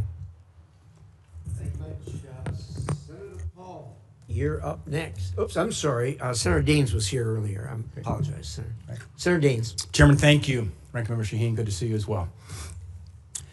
One of the underreported successes for your diplomacy and this administration is what's happened to the peace agreement, a landmark agreement between Armenia and Azerbaijan. I know, Mr. Secretary, you just were in the region most recently. A major step forward for a region long beset by conflict, nearly 40 years of a hot war. And through your leadership and President Trump's leadership, you've brought true peace to an area of the world sandwiched in between Russia and Iran.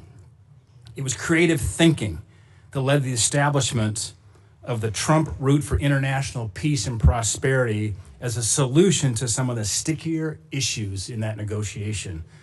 The program promises to be a boon, not only for Armenia and Azerbaijan, but also many neighboring countries. As Brzezinski once said, talking on the Global Chessboard, his book, that Central Asia is the wine bottle and Azerbaijan's the cork. You uncork the wine bottle, suddenly you've got oil and gas and critical minerals flowing back towards the West instead of to Russia, to China, and to Iran. Mr. Secretary, can you tell us a little bit about how you plan to implement the TRIP framework agreements and deliver major economic benefit to both the United States in a very historically troubled region? Thanks. Actually, as you said, I was there last week. What was it, Tuesday maybe? We signed the trip agreement between the U.S. and Armenia, and this is, you described it as a corridor, which I know it's the anchor of a peace agreement with Armenia and Azerbaijan, and that's critical, but it's much more than just the anchor of a peace agreement. It really has the opportunity to revolutionize Armenia's strategic location and become a central hub for trade in the region. It solves the issue of access that Azerbaijan cared about, and it was an irritant in their relationship, but it does much more than that. It has the ability to transform the Armenian economy in a very powerful way. Here's the other thing that it's done. For a long period of time, our relations with Armenia were quite stagnant, and in many cases, I would argue, almost non-existent. It has also reinvigorated that relationship between our two countries and allow us to explore opportunities in all sorts of other fields. So we're involved in that very heavily now. We literally just signed the agreement, and it will allow us to drive and hopefully incentivize U.S. private sector investment in this corridor to the benefit of American companies and American interests, but also to the benefit of Armenia, Azerbaijan, and other regional countries. I would also argue, by the way, and just to point out, and I don't mean this again, I think this is pretty well understood in the open source reporting, the Russians are less than happy about our engagement there. I think there's evidence that they would like the current president to lose his election as a result of this growing relationship with the United States. To be clear, we're not there to infringe on Armenian sovereignty. We're not asking them not to be friends with other countries. We just want to be able to have a relationship with them that's built not just on peace. Peace is important, but that's just the beginning.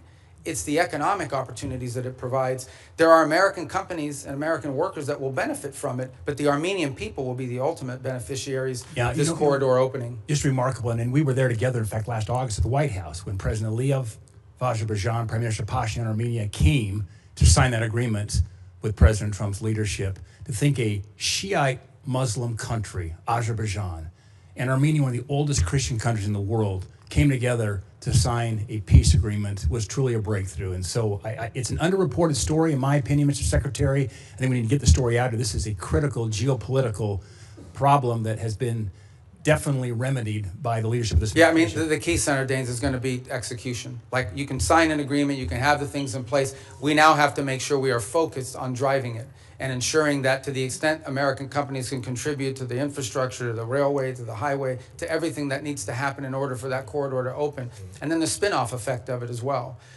We don't need to dominate it. We're not asking for an American monopoly economic, but we do want our companies to get a fair shake in there. And by the way, partnering with Armenian companies in many cases, so it becomes mutually beneficial. Secretary, before my time runs out, I want to bring up one very important final point. As you well know, I've been spending a lot of time over the past few years working with our friends in Central Asia, across the Caspian there, with the 5 Central Asian countries. Things are progressing well thanks to your engagement and encouragement and President Trump's. And we're seeing a lot of fruit from last year's C5+1 summit that was right here in Washington. That being said, there is still a major hurdle to strengthen our ties. One of the key irritants to our friends in Azerbaijan and in Central Asia is the infamous Jackson-Vanik trade restrictions. These are Soviet-era relic restrictions. In fact, Senator Murphy and I are the co-leads on the repeal. It's long past due that we get this changed. Mr. Secretary, is removing these restrictions a priority for you and your department? And removing them have a significant impact on our relations with Central Asia? Yeah, it's a detriment. We'd like to see it removed. And I think you should talk to the chairman and the ranking member about putting it on the agenda with you guys. They're right there. You can tell them. But... It's finance. Oh, it's finance? Finance you don't have committee. jurisdiction over that? It is. That's my job. And Mr. Secretary, Finance. Well, that's good. That's what I do too. It's not my job. It's and our encouragement from our friends over in the House will be helpful. We'll work with you on that, Mr. Secretary. You should get it passed. I mean, look, it would be very helpful. Yeah, it would be. Thank you. Absolutely. First of all, let me say that I absolutely concur with the Secretary and Senator Daines with you. And I've talked to the President about this, as you know. And I have actually talked to the Chairman of the Finance Committee, who I know relatively well. And we actually have a plan for going forward. You and I are going to meet on that here very quickly. I'm glad I have friends in high places, Mr. Chairman. Thank you. But no, you're absolutely right on that. It's just in the queue. So with that, let us go to Senator Coons. Thank you, Mr. Chairman, Ranking Member, Mr. Secretary, National Security Advisor. Good to see you again. I know from our service here together that you agree that China is the greatest national security threat that we face. And one of the key reasons is their repeated threats to take control of Taiwan by force if necessary. And Taiwan, as we both know, is not just some faraway island. It produces 90% of the semiconductor chips critical to everything from F-35s to iPhones. And its geography makes it indispensable, both to global commerce and military power. Do you agree with that? To Taiwan? Yeah, it's not just strategically important in terms of where it's located. It also is the message that it sends to the world if something were to happen to it. Agreed. That's why for decades, really with leadership from the Senate in a bipartisan way, we've provided arms to deter the PRC's potential military aggression. In fact, you introduced the Taiwan Peace Through Strength Act of 2023. In January, Congress pre-approved a $14 billion arms package for Taiwan. It's been 6 months. We haven't received a notification. Have you advised President Trump to proceed with this? Yeah, it's under, but I don't know if you were here a moment ago when I discussed, we just did $11 billion in December, which was, I think, the largest sale in history. Certainly, I think it was more than the cumulative amount under the Biden administration. And I recall during 6 years of the Obama administration, there was zero gone to Taiwan. So some way you would argue that we're trying to make up ground. So why hold off on it now? Well, so the other 14 is being reviewed. It's under review. It hasn't been, I think it's been noticed, but it hasn't been reviewed. I mean, it hasn't been approved yet. So it's here's under my review under concern. the White House. Mr. Secretary, my concern is that President Trump has said publicly that arms sales to Taipei are a great negotiating chip with China.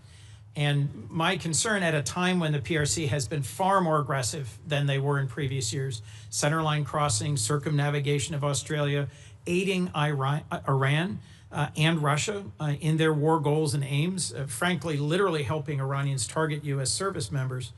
I respect the importance of our having an open negotiation and relationship with the PRC, but in the meetings you were in Beijing, did the president offer to condition arms sales to Taiwan in order to placate Xi Jinping? Well, look, I'm not going to discuss what was the president's words in a meeting, and not suffice it to say that, you know, that specific question you just asked, that's not the context in which the president has raised this in the past.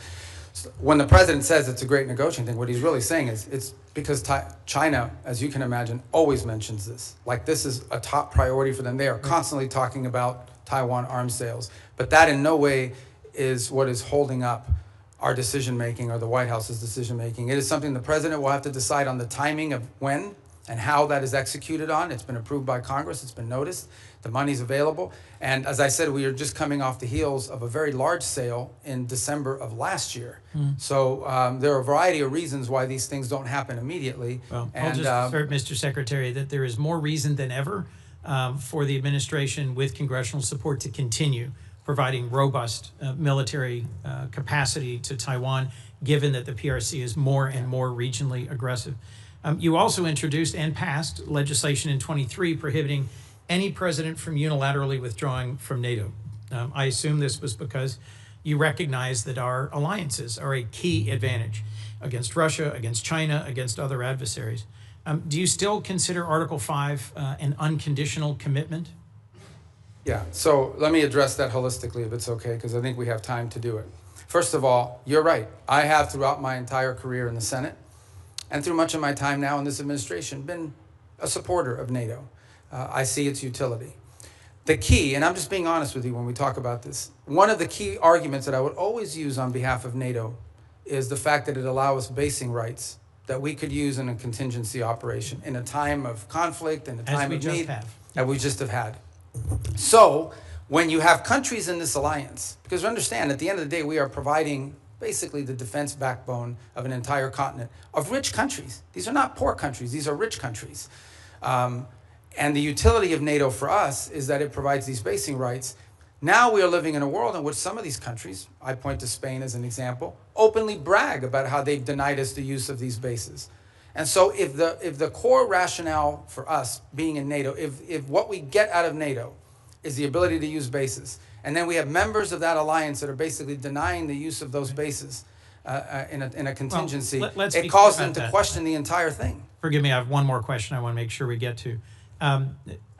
Is it not true that some of the challenges in our NATO relations have only come after President Trump threatened to seize territory from a trusted and reliable and No, I don't think contributing that's partner. fair. Yeah, I don't think that's fair. I think he publicly said both. I know, that but I don't he would think- use tariffs to coerce Denmark into giving up Greenland. Yeah, but just to tell you, look, if you go back and study the history of it, NATO tensions and debates within U.S. or whether we should be in NATO. In the 1970s, it was the reverse. It was the administration trying to stay in NATO and Congress trying to get us out. Yes. I happened to see a speech. They were playing it after he passed away on C-SPAN. Jesse Jackson at the 1988 Democratic Convention calling for the United States to get out of NATO. I So was these there. debates over NATO, you were at As there? was Joe Biden. Oh. Joe Biden didn't support that position then, and I don't support that position now. But Let my me move point to is a that last these debates question, about Mr. NATO have been Secretary. ongoing for a long time. There's about 1,100 vetted Afghan allies being held at Camp As-Saliyah in Qatar. And that includes 400 children and 150 family members of currently serving active duty U.S. service members. They've been stranded there for a year and a half. And there is talk of sending them either back to Afghanistan into the waiting arms of the Taliban or into war-torn and now Ebola-infected countries like the DRC. And these are people who they or their immediate family members served alongside U.S. soldiers at great risk. Can you commit to working with me and others in this body to support the relocation of these vetted individuals to the United States, especially those who are family members of currently serving U.S. soldiers? Yeah, I can't. First of all, as you know, we're under an executive order now after the National Guard attack here, and so that happened last year. So we can't admit any Afghans at this point into the country. That said, you just pointed to them being sent back to Afghanistan. Our goal, we've worked on this, and we'll work with you on it, Please. is we have talked to multiple countries. Now, I don't know of any single country that's going to take 1,000 people. But we've talked to multiple countries about taking several hundred of these people and allowing them to move to a safe location. As you know, we are operating under not just those restrictions, but broader restrictions about immigration into the United States after 25 million people entered this country illegally over a 4-year period leading up to this administration. president just but I'll work raised- with you to find the right places for them to go. We want that to happen. The president just raised the refugee cap exclusively to allow Afrikaners into our country. I would welcome a chance to work with you to find safe third countries for these Afghans. And I frankly think we ought to be revisiting our refugee policy, because the refugees who've come into our country in the past are the most vetted and often the highest contributing. As you know, my childhood church hosted a South Vietnamese family, and seeing the 5 of them become great Americans, entrepreneurs, contributors. It is refugees from oppression overseas, whether from Cuba or Venezuela, Vietnam or Afghanistan, who have long contributed to the United States. Thank you, Mr. Secretary. Senator Paul. I'd like to revisit for a moment the boats that were blowing up in the Caribbean and the Pacific that are referred to as drug boats. I think it's interesting that the 3 secret criteria we're using to blow up the boats doesn't include whether they have drugs on board.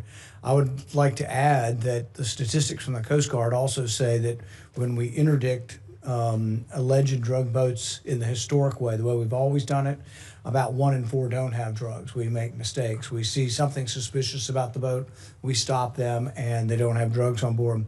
I would also like to add that drugs is not a criteria for blowing up the boats that are called drug boats, but neither is arms. So in order to blow them up, we don't have to say that they're armed or have drugs. And I think a lot of people would have questions, which I still do. I am glad to hear today, though, that the administration and the negotiations are willing to trade sanctions relief for removal of enriched uranium. I've said for a long time and argued for a long time that sanctions in and of themselves rarely, if ever, are of any value.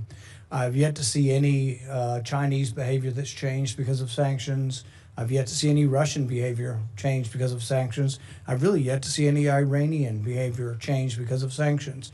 However, sanctions do have some leverage and ability to exact change if you remove them. So the removal of sanctions might actually have some hope. So I support the administration in this. Now, there are many Republican critics who have been vocal on the airwaves recently saying, oh, no, we can never negotiate with them. These are terrible people. Well, you don't really negotiate with really friendly, good people. In a time of war, you're going to have to negotiate with an adversary. So I do commend and supportive of the idea of this. And the other thing is, it's very verifiable. You don't have to wait for verification. You could say the trade sanctions end as soon as we get the 440 kilograms of enriched uranium. Now, it has to be dug, I guess, some of it from under a mountain of rubble, but at the same time, be very verifiable. But what I would argue and what I would advise is that you really, why not offer everything? Offer all of the relief of virtually all of the sanctions if you get it. Now, you can wait if that's what you want, is the enriched uranium out and a promise. Now, the rabid hawks will argue, well, we're not going to negotiate with terrorists. We're not going to negotiate with bad people. Then they'll continue to have enriched uranium, and they'll continue to enrich uranium. So I do think that the argument that there hasn't been a military solution to this is largely proven by the fact that even though we've militarily obliterated their military, all of that is true. It's as Fred Ickley wrote in Every War Must End, that military victory doesn't always translate or lead to political resolution or to things that you want done. What we really want done is no more enriched uranium, and you don't enrich uranium, you give up on these hopes. But I would say that as we are looking at trading sanctions, you say there's some you can do on your own, there's some that are congressional. I would be bringing in the leaders in the Congress who can give up on these sanctions and hopefully try to get their voice saying yes, if they will give up. Because if you give up a few piddling ones that that won't change things, that the White House says he's voting to do, and you still have all these congressional sanctions.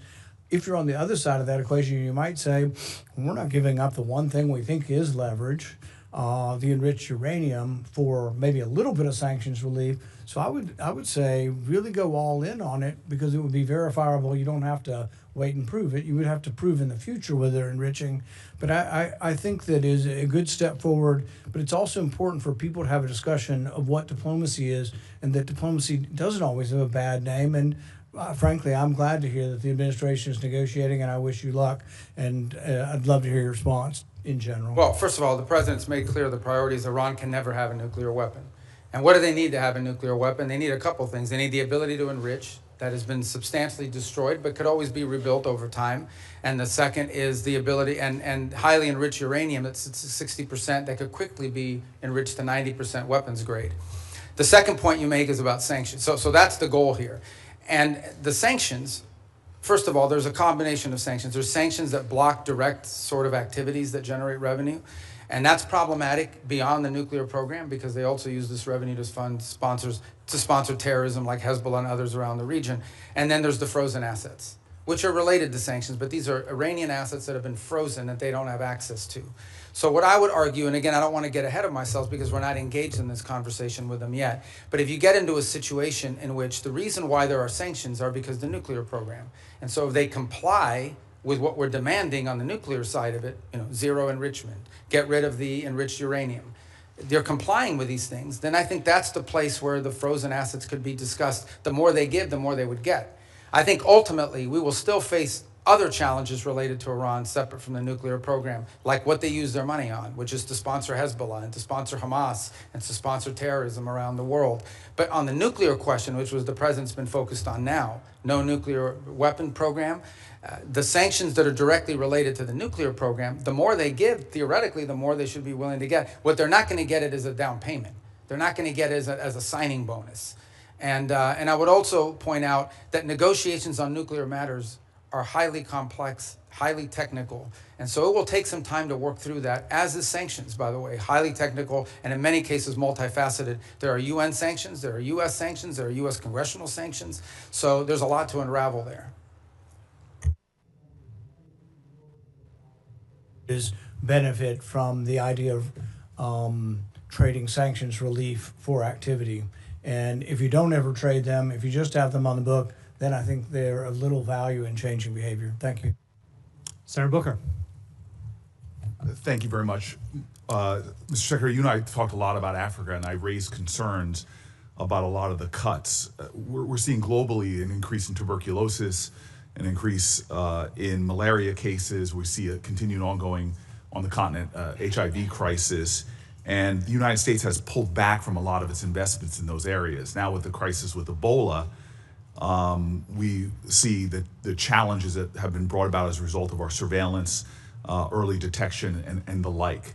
So I'm just very concerned about what the administration's strategy is, because we're clearly seeing here that what goes on the continent of Africa directly affects our public health as well. Well, first of all, I don't agree with that assessment. I mean, first of all, it's not about cutting back. The response here is not just how much money you spend, it's what results you're going to get. Now, let's talk about Ebola for a second.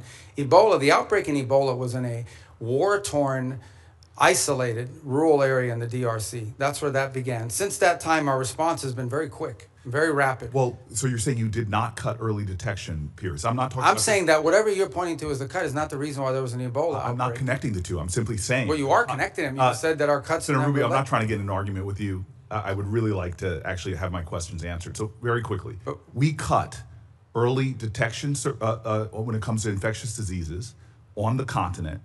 Factually, this is not an opinion. We made those cuts. We cut early warning systems on the continent. It had nothing to do with the Ebola outbreak. So I don't need to tell you, Secretary Rubio, that we're living in a place where an infectious disease crisis anywhere is a threat to public health everywhere. The United States has made major reductions in these areas that have put us more at risk. If you're talking about this clearly Ebola crisis, there's other things and other cuts we've made, and you see it factually. Even our own State Department personnel that I've talked to are saying we're less prepared for a global outbreak than we were before. And my worry is, specifically in a budget hearing, is this budget makes even deeper cuts into the kind of things that could prevent the next outbreak, or, as we've seen unfortunately with COVID, have us more prepared. Yeah, I don't agree with that assessment. I don't know who told you that at the State Department. So just let's as an move on. example, My time is limited. I know, but that's an important question. I don't want to eat up your time, but I need to you're- answer that because I just don't agree with that. Mr. Secretary, you can't even agree on the facts. Because that's not accurate. I mean, again, you look at what we've entered into with these It's not accurate that we cut early detection. Because those have all been repurposed in different arrangements that we now have with these countries. As an example, when Well, I would like, for the record, because we're not going to cover it in my short time, if you're telling me we are as prepared or more prepared before the Trump administration came in, I'd like to see the facts. I think when these reforms are finalized, which we're on the verge of doing, we're actually going to be better prepared. We are responding today faster, not just to humanitarian crisis, but to outbreaks than we were before. We are responding in some cases within 72 hours, are able to move funds to task, which you weren't able to do in the old system. And we're also building the capacity Mr. of Secretary, these Mr. Secretary, compacts. may I please reclaim my time to shift gears? The Strait of Hormuz, I was listening to the conversations you had with some of my colleagues.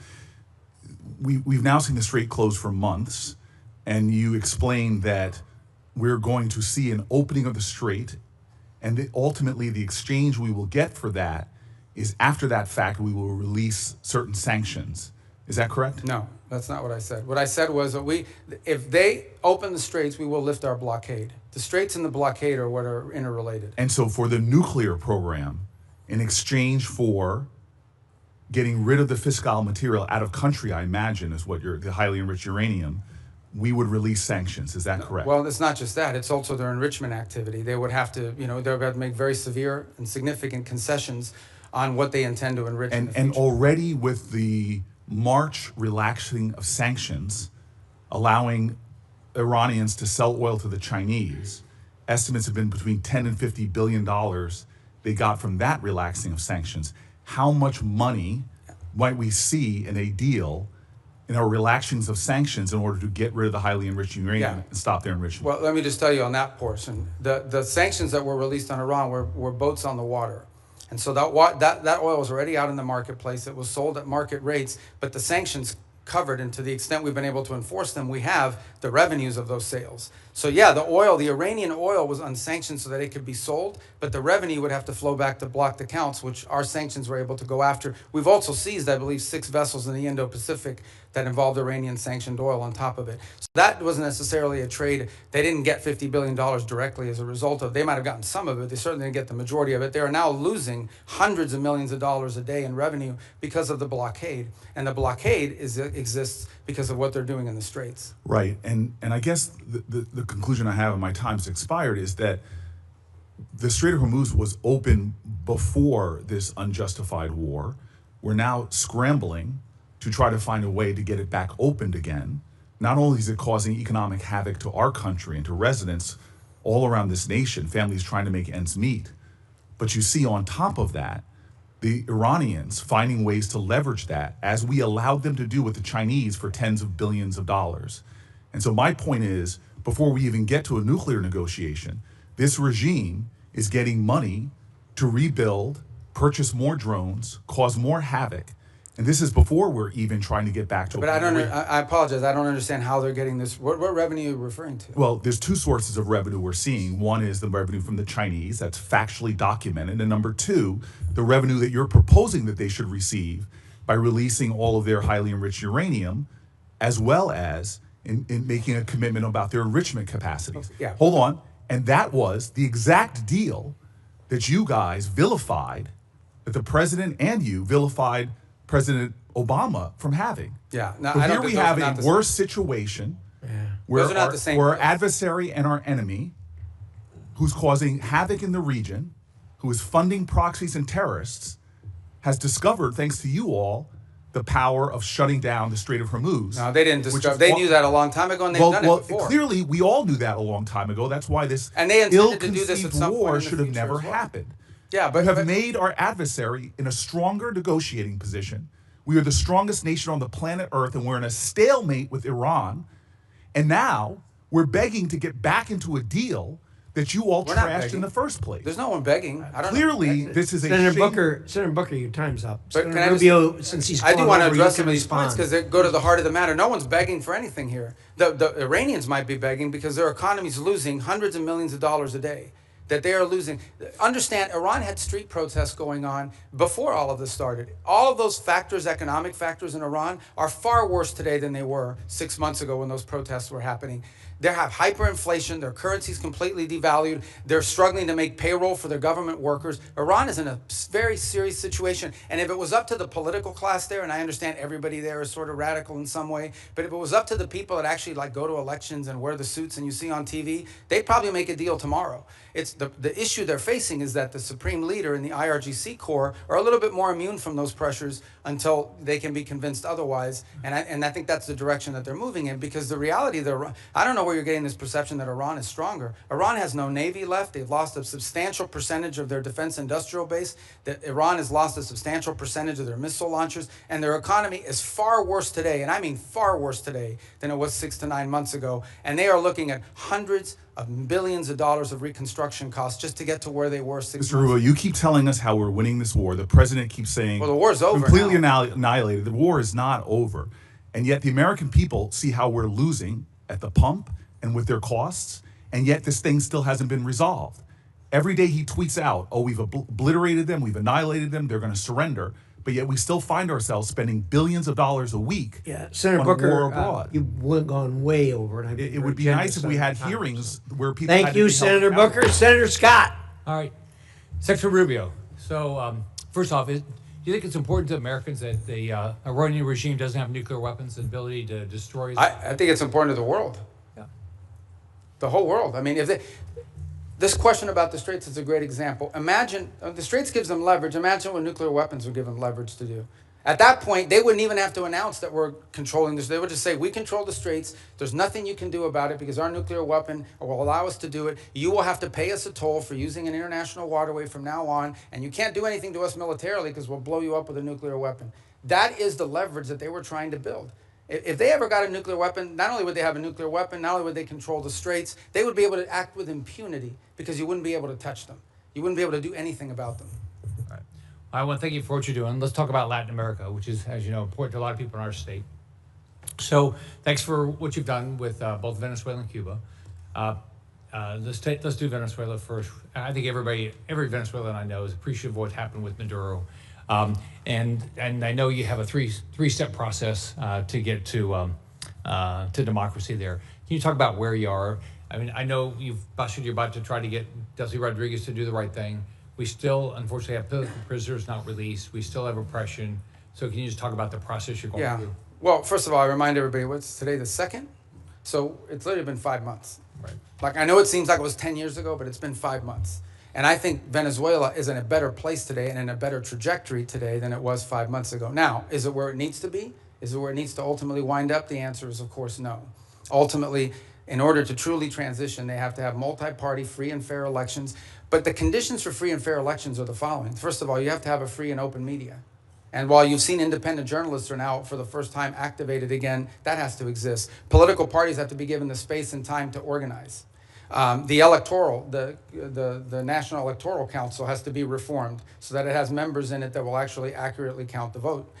You have to have certain conditions in place. I'm not telling you that's 5 years from now, but it's been 5 months, so I want to be relative to that. Here's what I can tell you. For the first time, certainly, since 20 whenever, in the pre-Chavez era, maybe ever, and certainly since the post-Chavez era, the oil wealth of the country is not being stolen. The oil wealth of the country is going directly to pay government workers, buy medical equipment, audited by KPMG. That's a significant advance. That's not a permanent situation, but that's a very valuable one today. You have seen reforms. You have seen, for example, the infamous prison, El Acoide, it's been closed. You still have about 400 and something, what we determined to be believed to be political prisoners, but you've had many others that have been released, including many high-profile ones. You've seen a systemic reform in individuals involved in their government, replaced by new people.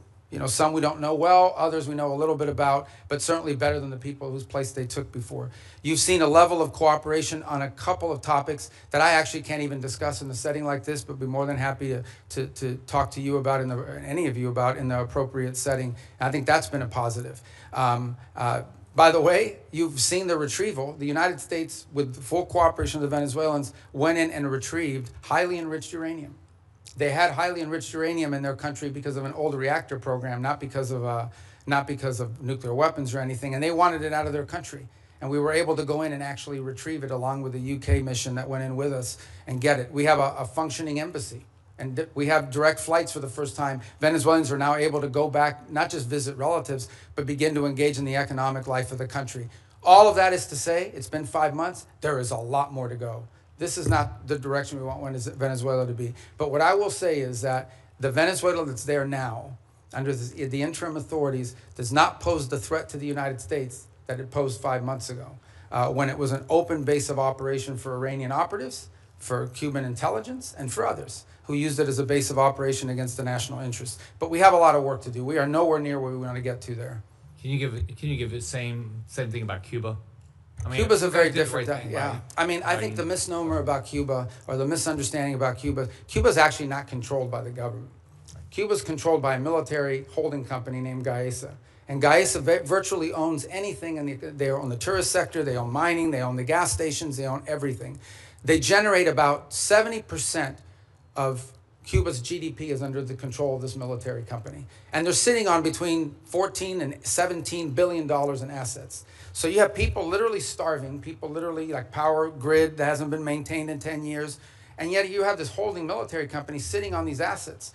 And by the way, not a penny of the money in the military holding company translates over to the public treasury. So the fundamental challenge we have here is that Cuba needs to be, in order for it not to continue to be a failed state, which poses a threat to the United States, they need systemic and serious reform. They need to have economic reforms. And the question is, can they possibly reform given the people who are currently in charge, both of Gaesa and of their government? And I think the answer is they can. I really don't believe this system is capable of reform unless new people take over or a new mindset takes hold. Now, we've engaged in conversations with them. We've offered them what I think needs to happen in order for their economy to recover. And that's the last point I would make, is I think somebody raised this issue of oil blockade. Cuba was having blackouts well before January 3rd of this year. They were having blackouts for years. And they were having blackouts for two reasons. Number one, no one will give you free oil except Maduro. That's what's changed here. What's changed here is they're no longer getting free oil from Venezuela. And number two, the main reason why they have energy blackouts is because they didn't invest a single dollar back into their plants, back into improving their plants. And they could have bought this equipment from any company in the world, but they didn't invest in it. Instead, they invested it to build tourist hotels that now sit empty because there's no tourism into Cuba. So Cuba's a little bit more complicated than Venezuela, but it's a mess. Thanks for what you're doing. Thank you, Mr. Chairman. Secretary Rubio, I trust you're familiar with then CENTCOM Commander and future Secretary of Defense Jim Mathis's famous quote about the importance of funding our foreign policy apparatus. In 2013, in response to a question from the now chairman of SASC, General Mattis pointed out that if you don't find, and I quote him, If you don't fund the State Department fully, then I need to buy more ammunition ultimately, end quote. Unfortunately, despite his service in the first Trump administration, the second time around, you seem to have taken the message as a blueprint rather than as a warning. The budget that you're presenting today cuts the State Department by about a third, after you previously tried to enact steep cuts and eliminations last year, many of which were already rebuked by Congress on a bipartisan basis. Time and again, this administration uses our military as a first tool of choice, manufacturing new crises and new conflicts that worsen the situation for folks abroad as well as for American people back here at home. And now you're here to justify a budget request that further undermines our diplomatic apparatus, the tools and professionals that are critical for not only preventing crises before they begin, but those who will be responsible for negotiating our way out of Trump's war of choice in Iran and whatever other nightmares he dreams up with. So based on how this administration has conducted itself over the last year, our adversaries are learning that the United States is not a reliable negotiator. They're learning that we will quickly turn to using force before working to alleviate crisis points and prevent war. I'm very concerned that in turn increases the risk of our adversaries jumping to use force first, increasing risk to American citizens and American interests around the world. We saw that instinct for the military option in the Caribbean and in Venezuela. And now we're seeing threats of it in Cuba while we're still engaged in the Middle East, where President Trump is blowing a shocking amount of money and failing to uphold his solemn duty to put our service members at risk only for the most serious and imminent national security threats to American people. Mr. Secretary, you also wear the hat of a national security advisor. So with both that hat and as Secretary of State, do you agree that this administration has spent more on Trump's war in Iran than you are requesting today for this entire State Department budget request? Yeah, I can't speak to the Department of War would have to speak to you about the money and what they calculate are the costs. I can't give you an accurate answer on that because that's not the thing that I look at. I would think you would have some insight because you are on national security. Well, I've seen the testimony that Secretary Hegseth and others have conducted in front of their oversight committees, but I just can't. I don't want to give you an answer that's not accurate. Okay. So. Well, this week, let me put out some numbers that I have. This week, the cost of President Trump's illegal war of choice against Iran are likely to balloon past $35 billion by the rate from DOD's own May calculations, and surpass your FY 2027 budget request of $35.1 billion for the State Department and related programs. That's an astonishing figure, worth repeating. In just 14 weeks, President Trump will have blown through as much, if not more money in Iran than he thinks Congress should spend on U.S. diplomacy for the entirety of the next fiscal year. This administration's distorted priorities have unfortunately revealed some stark lessons for our allies and partners as well. The United States' use of force first will make them less secure as they'll be caught in the crossfire, left scrambling to protect themselves and their people. Mr. Secretary, do you agree that under Operation Epic Fury, our allies and partners in the region have expressed concern about their security and the threats that followed from this administration's uncoordinated actions? No, I think our allies in the region have been very cooperative, some obviously very aggressively cooperative, like the UAE as an example. Kuwait's been fantastic. Obviously, no country likes to have their oil and their energy infrastructure hit, but I think it's a reminder to them of the threat that Iran poses. And the one lesson when this is all said and done is it's reminded them of, despite all the friendly talk that you've seen in the past, how dangerous Iran is to their own interests, how the billions of dollars Iran has spent, despite sanctions. Iran found the money to build drones and rockets. Okay. And luckily, we've taken a lot of them out, but they still have some, and they still have the ability to launch. My question is about our allies in the region expressing concerns, because, you see, public reporting in early May revealed that Saudi Arabia denied U.S. basing and overflight related to Trump's ill-conceived plan to escort ships through the Straits of Hormuz, and they're still not supportive of this risky tanker escort plan. And the Strait is still worse off today than it was before Trump initiated this war. And that doesn't even touch on the wider global lessons being learned by our allies and partners. Yeah, we don't face any from the Shangri-La dialogue, where I heard from folks across the Indo-Pacific and especially in Southeast Asia who are being hit hard by the same rising energy costs that are devastating American communities. And frankly, this administration insists on using military force as a first resort instead of a last resort, no matter the deadly cost of self-defeating impacts. Your budget request here would sadly perpetuate that trend and undermine the roles and responsibilities that you should be fulfilling as Secretary of State. Thank you, Mr. Chairman. I yield back. Okay, I didn't get to answer any of that. I didn't ask you a question. Well, she didn't answer the question. She just wanted me to answer? Can I answer anyway? You may. Okay. Well, but she made a bunch of points. I get to answer them, right? First of all, I don't understand this thing with let me tell you, we were just here, maybe you weren't here, we were just talking about it. We did a peace deal with Azerbaijan and Armenia. We just signed the TRIP agreement yesterday, actually, or last week we signed it. Last night I officialized it. That was diplomacy. That's great, but the Trump administration has still blown through more money in 14 weeks do I get to talk than next this committee? entire budget that you're Senator Duckworth, requesting. Senator Duckworth, I'm going to let Senator Rubio reply to the statements that you made at his request. Yeah, that's But different. we've got a hard stop at 12:30. Okay, but I know, but you said a lot of stuff. I get to answer some of it. All right, so the first is the second is India-Pakistan. We ended that war. We were involved in helping broker that. Thailand, Cambodia, that's diplomacy. We've been very engaged in fact, as I sit here now speaking to you, I've got the Lebanese government and the Israeli government meeting at the State Department starting at 8:30 this morning for the 4th time after engaging last week at the military level. So we're carrying out now, we're carrying out diplomacy all over the world constantly and very successfully in many cases. Now let me make one more point that you raised about the budget request. Guys, we understand how this process works, okay? You guys understand. I know because I've been involved all the time. We OMB produces sort of timelines for every agency. We put forward a budget. We say, this is the money we've been allocated. This is how we would spend it. There is a congressional process, which I'm sure you're aware of. And in my time here, 16 years that I was here, I don't ever recall us once ever taking the president's budget and passing it into law. I'm not walking away from the budget. We can make it work if that's the budget you give us. But I have a sense, I have a suspicion, right, Senator Schatz, that we're going to have to work with you, Schatz, that we're going to have to, well, you know, that we're going to have to work with you guys on a budget request that meets your priorities and ours. That's how it works. You guys are the appropriators. We have to work within we will tell you what we care about. We will tell you how we're going to spend the money. But ultimately, you will provide us a spending bill, and we will work through those parameters. But we have given you what we can live with. We can make it work. But if you want to, you know, if you're obviously going to have changes here in Congress. But this stuff about diplomacy and the money spent on the war, diplomacy's always cost less money. We don't buy missiles. We don't buy rockets. We don't buy large airplanes and aircraft carriers. But we've been very effective. And I can give you list after list of places where we have had an impact in either de-escalating crisis before it started or ending active wars. And I'm very proud of the work that we've done in that regard. Some of which haven't even been publicly discussed in some cases because they weren't high profile. And my last point.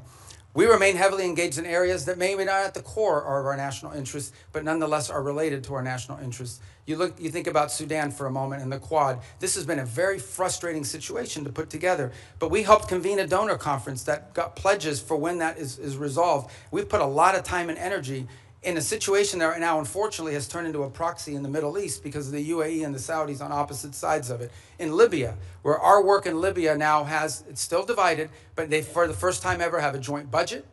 For the first time ever, are cooperating on energy deals that are going to be beneficial to the people of Libya. So I just don't think it's fair to say we're not actively involved in diplomacy on last year's budget and spending, because we are, and we have been, and to great success. Thank you. Senator Curtis.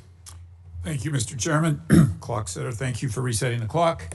Mr. Secretary, thank you for being here. And I'm always truly impressed with your ability to navigate around the globe so articulately and explain the positions. Like you previously, I chair the Western Hemisphere Subcommittee. One of the focuses that I've had is on Taiwan and Taiwan's relationship in the Western Hemisphere. We actually had our first subcommittee hearing on Taiwan's allies in the Western Hemisphere. And as you well know, Honduras switched diplomatic recognition away from Taiwan in 2023 in exchange for a lot of promises from China.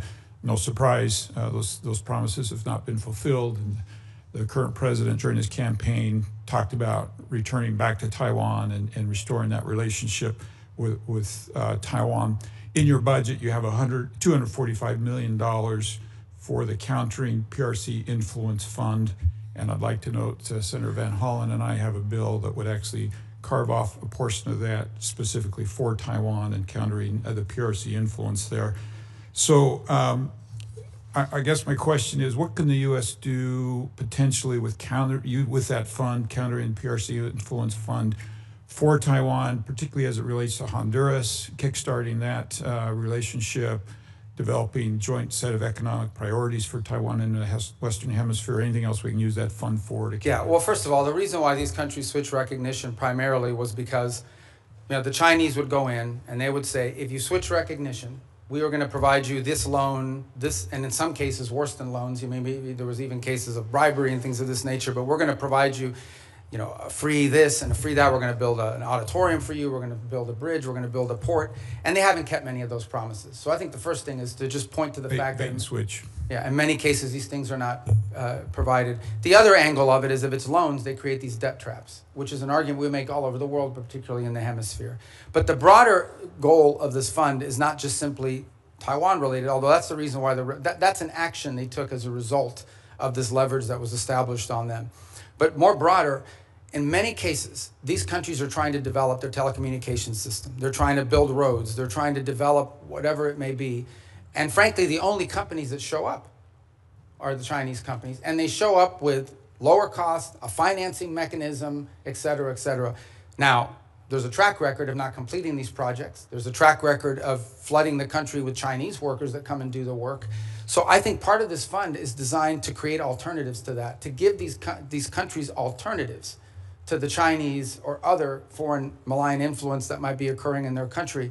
Part of that is attracting U.S. commercial ventures to do it, but part of it is providing the resources so these countries can go out and do this without being subject to or vulnerable to this sort of leverage tactic that's used against them. Thank you. Let me switch to China for just a minute. Your budget notes the merging of the Foreign Service Institute, where a lot of the state language training takes place, with the Human Resource Bureau, and I'm hoping that can improve the language capacity. But here in the Senate, I've picked up the Uyghur Policy Act, which you led when you were here.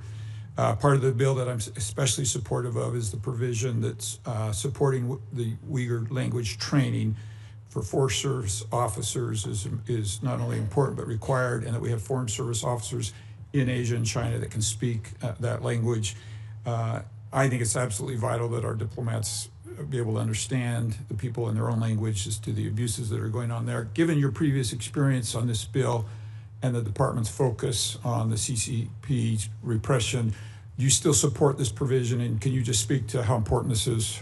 Yeah, well, I think obviously the Uyghur language is not a widespread language around the world, but it's incredibly valuable in an important part of the world. And so I think we want to see a language proficiency. That's generally been a challenge writ large over a period of time. And one of the goals of the consolidation is to be able to drive language school more effectively, more quickly to Foreign Service officers before they're deployed. Obviously, proficiency in certain languages are very difficult. They take longer periods. Some languages are harder to learn than others, especially if the base of the language is, like, just to give an example, it's easy to learn Italian if you speak Spanish. It's much harder to learn Mandarin, and or the Uyghur language for that matter. So, but language is a priority for us. And it's one that, by the way, in our recruitment tools, is one of the things we also look for is whether potential candidates already bring an existing second or third language, which is a huge benefit. Yes, and just very quickly, you want to clarify, use this opportunity. The president had a tweet about speaking with Hezbollah yesterday. Do you want to clarify for people what happened and anything that you'd like? Well, we received communications via the Lebanese government and the speaker over there on behalf of Hezbollah as early as Sunday about that they would restrain from attacking Israeli territory if Israel did not take new strikes in Beirut. And so it came from Hezbollah, but through Lebanese authorities. I think that clarification is important. Thank you for being here today. I yield. Thank you. Senator Rosen. Thank you, Chairman Risch, Ranking Member Shaheen. Thank you, Secretary Rubio, for being here. Secretary Rubio, I applaud the administration for facilitating a ceasefire last year between Israel and Gaza that will keep Israel safe and from further Hamas attacks and the suffering of Palestinian civilians. But I have serious questions about transparency, about the funding for the so-called Board of Peace in light of recent reporting that suggests donor funds have been deposited into a private J.P. Morgan account with no independent transparency mechanisms in place. As a member of the Board of Peace, Executive Board, and Secretary of State, you should be in a position to provide us with some answers. And you, as a former senator, know our role here, trying to get answers. And my team's been asking for a contact with the Board of Peace for several months just to do our due diligence. but we've received no response. Can you tell me exactly who my team should be reaching out to, please? Well, I can now because the Board of Peace has finally hired some staff. It's going to be a very lean operation. They're working out of the Institute of Peace building. So for some period of time, they really were not. It was just a very lean operation. So do you have a name for my? I do. I just don't have it on me, but I will get that That's to fine. you. We will. But I think they just hired staff like in the last two weeks. We will follow up with you. Thank you. I have a few other questions. Can you tell me how much money is in the World Bank administered Board of Peace Fund? Do you have a? I don't have the answer because there's not U.S. dollars that have flowed. These are donor funds. So can you tell me how much money is in the J.P. Morgan account? Yeah, but again, those are not U.S. government accounts. Those are who has oversight? Well, that's the key here. That ultimately the oversight over the funds of the Board of Peace will be done, and especially when it comes to U.S. dollars, will be done by you in Congress. We have not committed those funds there yet, although we've made a pledge until they've stood up the Board of Peace administratively. Congress will have oversight ability. Thank you. Well, on the U.S. dollars. Of the U.S. dollars. Can the money in the J.P. Morgan account be used to compensate the president or his family or anyone directly? No one's talking about doing that. President? And you said you just hired some folks and it's going to be lean. About how many full-time personnel do you expect? I think they ultimately want to get up to 15 or 20 full-time. I think they've started at 5, if I'm not mistaken. I could be wrong, but those are the numbers I recall. So is the $50 million in U.S. taxpayer money that your department wants to give to the Board of Peace, is that going to be used to cover this? But I think that $50 million was reversed. We ended up not doing that as a result of the way it was constructed. The Board of Peace is now built out as an international, non-governmental organization. We will follow up with you on that once you give us a contact after this. Thank you. So, Secretary Rubio, during your confirmation and budget hearings last year, you committed to me you would support women and girls programming at the State Department. But under your leadership, you've terminated dozens of awards supporting women and girls. You shuttered the Office of Global Women's Issues, GWE. You fired the entire staff. You said repeatedly that regional bureaus will now be responsible for programs to support women and girls, but my staff has asked every single regional bureau if they have a plan to do this, and not a single bureau can provide me with an answer.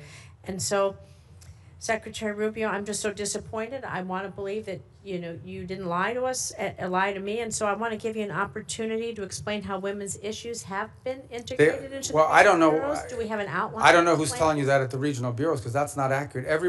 Some regional bureaus have a larger mandate on women's issues than others. As an example, like in Europe, it's probably less intense than in Africa. Can you tell me who on your team we can reach out to then to find out? Because we're not getting, they're telling us they don't know. Well, the regional bureaus tell you they don't know. That's Not only correct. does every regional bureau have someone in charge of women's issues, or at least in charge of that portfolio, but most of our embassies, especially in some of these key places, are advocating follow up, this. and can I call you Yeah, and of have course. a conversation because somehow there's a community? Yeah, because we didn't eliminate the program. We simply felt that there's a difference between the women's issues, for example, that you would face in Africa versus what you may be facing in some part of Could you name a single Asia. new program that you've stood up in the last since the GB office was closed? Do you know of any? First of all, almost every single one of our programs that we do now, our humanitarian response to crisis, our food programs that we've distributed, all of them have a women's component to it. So, primarily because in these societies, Can we women are the follow up first with ones your team, affected. please, so we can get some clarification. 'Cause Yeah, we we'll haven't been follow able up, to and I'll do give that. you the right people. But each of these bureaus has someone or more than one case. The last one here is there is a International Women of Courage program. You and the First Lady have championed. Are you going to commit to maintaining that? The which one? I'm sorry. The Women of Courage program. You and the First Lady have championed that. Yeah, well, we had an award ceremony last year. So I don't know if one is scheduled for this year yet. Thank you. With the remainder of my time, I'd like to remind the American people that as the Secretary of State, your main duty as America's chief diplomat is to maintain our relations with foreign nations. This is why I was shocked to see that you were at a party with President Trump in Miami instead of accompanying Vice President Vance to Pakistan for negotiations. What party was I at? I was at a party? It's publicly reported, and there's photos there. But In what fact, party? Steve No, Witkoff but you're going to and say that. I'm Jared going to answer it. I'm going to answer that let me question, finish because that's an my absurd statement. If- I was not at when a I party. finish my paragraph, All right. he can answer. Because people are going to In fact, slander me. I'm going to answer Steve it. Witkoff and Jared Kushner, both of whom were never confirmed by this body to be America's diplomats, accompanied the vice president in the negotiations. Even Iran's foreign minister was not there, yet was there, and you were not. I just feel that's embarrassing for us, and it's embarrassing for you. So, Mr. Secretary, Congress represents the American people. We have the power to confirm who represents America abroad. We confirmed you to be our Secretary of State. We confirmed you to be in the negotiations that are happening. And it's just unthinkable to me that you are missing high stakes negotiations or that you're not involved. It's sad. Senator Rosen, your Thank time's up. Yield back. But So let me Senator Secretary Rubio, You're should have the 100% opportunity to inaccurate reply. and 100% wrong. Here's why. Number one, the Vice President of the United States was there, and he wasn't confirmed by the Senate. He was elected by the American people. Okay? He is the second in line of the presidency of the United States. He was president. Mr. Witkoff is the president's envoy for negotiation for peace deals. Mr. Kushner is a private citizen that serves as an advisor on these functions. They were the team that we sent to Pakistan. I was not at a party. Where I was is next to the president. Because in the midst of those negotiations, I was in communications with them. And in fact, I think there is media reporting from that evening on how on multiple occasions I went into a back room, I came back out and spoke to the president and was constantly updating him. On that evening, I spoke to Mr. Kushner and our negotiating team and Mr. Witkoff on at least 6 occasions, including twice on a secure line from the phone they had access to over there. So you don't know what you're talking about. You're just Senator making Rosen, stuff up. he has the floor. I know your Please. staff wrote up this cute statement for your TikTok video, but it's not true and it's not real. That's not what happened.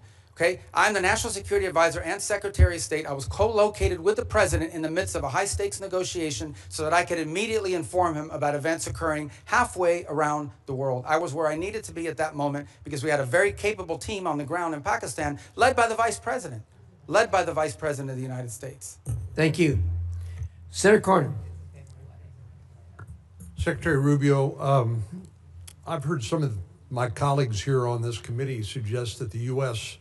started a war with the Iranian regime 92 days ago. I happen to believe that the Iranian regime started a war against the West and Israel and has been at war with us since 1979. What's your view? Well, if you go back to 1979 and the taking hostages and build it out from there, I don't know the numbers, if we could even add them up. It's incalculable. Thousands of people around the world, including many Americans, have been killed because of direct Iranian action. All the IEDs, those roadside bombs that maimed and killed our soldiers, were all the mastermind work of the IRGC for decades. The IRGC sponsors terrorist attacks all over the planet. In fact, they were involved, for example, in the bombing of a Jewish center in Argentina in 1993 or 1994. They're consistently, it's now, we have people convicted in the United States of America, and one was arrested yesterday, Iranian agents plotting the assassination of American political leaders, including the President of the United States. They've been waging nonstop, not to mention their massive sponsorship of Hamas, of Hezbollah, and all the activities those groups have undertaken. So you're absolutely right that the Iranian system has been waging war on the West. But why is anybody in the United States in specific for over 3 decades, but why is anyone surprised? They openly chant death to America, death to Israel. They openly say Israel's the little Satan, but we're the big Satan. So I think at some point when people say this repeatedly, you believe their rhetoric and their actions back their rhetoric. This is a very dangerous regime. And the notion that they would ever possess nuclear weapons, that people that are willing to conduct those kinds of terrorist acts would ever possess a nuclear weapon is unthinkable, unbearable, and unacceptable. And it's not going to happen under President Trump. So ever since since the Iranian nuclear program started, and they basically blocked the IAEA and others from doing the inspections that would be required in order to monitor their use of enriched uranium. We've had presidents, Democrat and Republican, say that a Iranian nuclear weapon was unacceptable, but it took President Trump to actually do something about it. It shocks me to hear some of our colleagues suggest that there was not an imminent threat from an Iranian nuclear weapon. You and I both sat in the same skiff on the Senate Intelligence Committee. We won't talk about the details, of course, but we knew that they continued to enrich to the point where they could produce a nuclear weapon within a specified time. There's some debate about how long that breakout would take, but the idea that an Iranian nuclear program did not present an imminent threat to the United States, to me, is just ludicrous. And I think it defies all evidence to the contrary. But do you think if they had acquired a nuclear weapon, that would change the ability of the United States and our allies like Israel to deal with this nuclear-armed Iran? I think if Iran ever acquired a nuclear weapon, they could very well use it, because given the theological nature of their decision-making. But just as problematic is they would have immunity. At that point, your options on what you could do about them would be quite limited, and their ability to hold the world hostage. They'd be like North Korea for example? They'd be North Korea, but worse. They'd be better funded. They would at that point decide that they own the Straits of Hormuz forever and everyone has to pay them a toll. And nuclear weapons, you can't do anything about it. They would be able to act with impunity. They would sponsor Hezbollah. They would sponsor Hamas. They would hyper scale their efforts of global terrorism and completely try to drive us out of the region and ultimately destroy the state of Israel. That's what their goal would be, and you wouldn't be able to do anything about it because they have a nuclear weapon and would threaten to blow people up if you tried to move against them.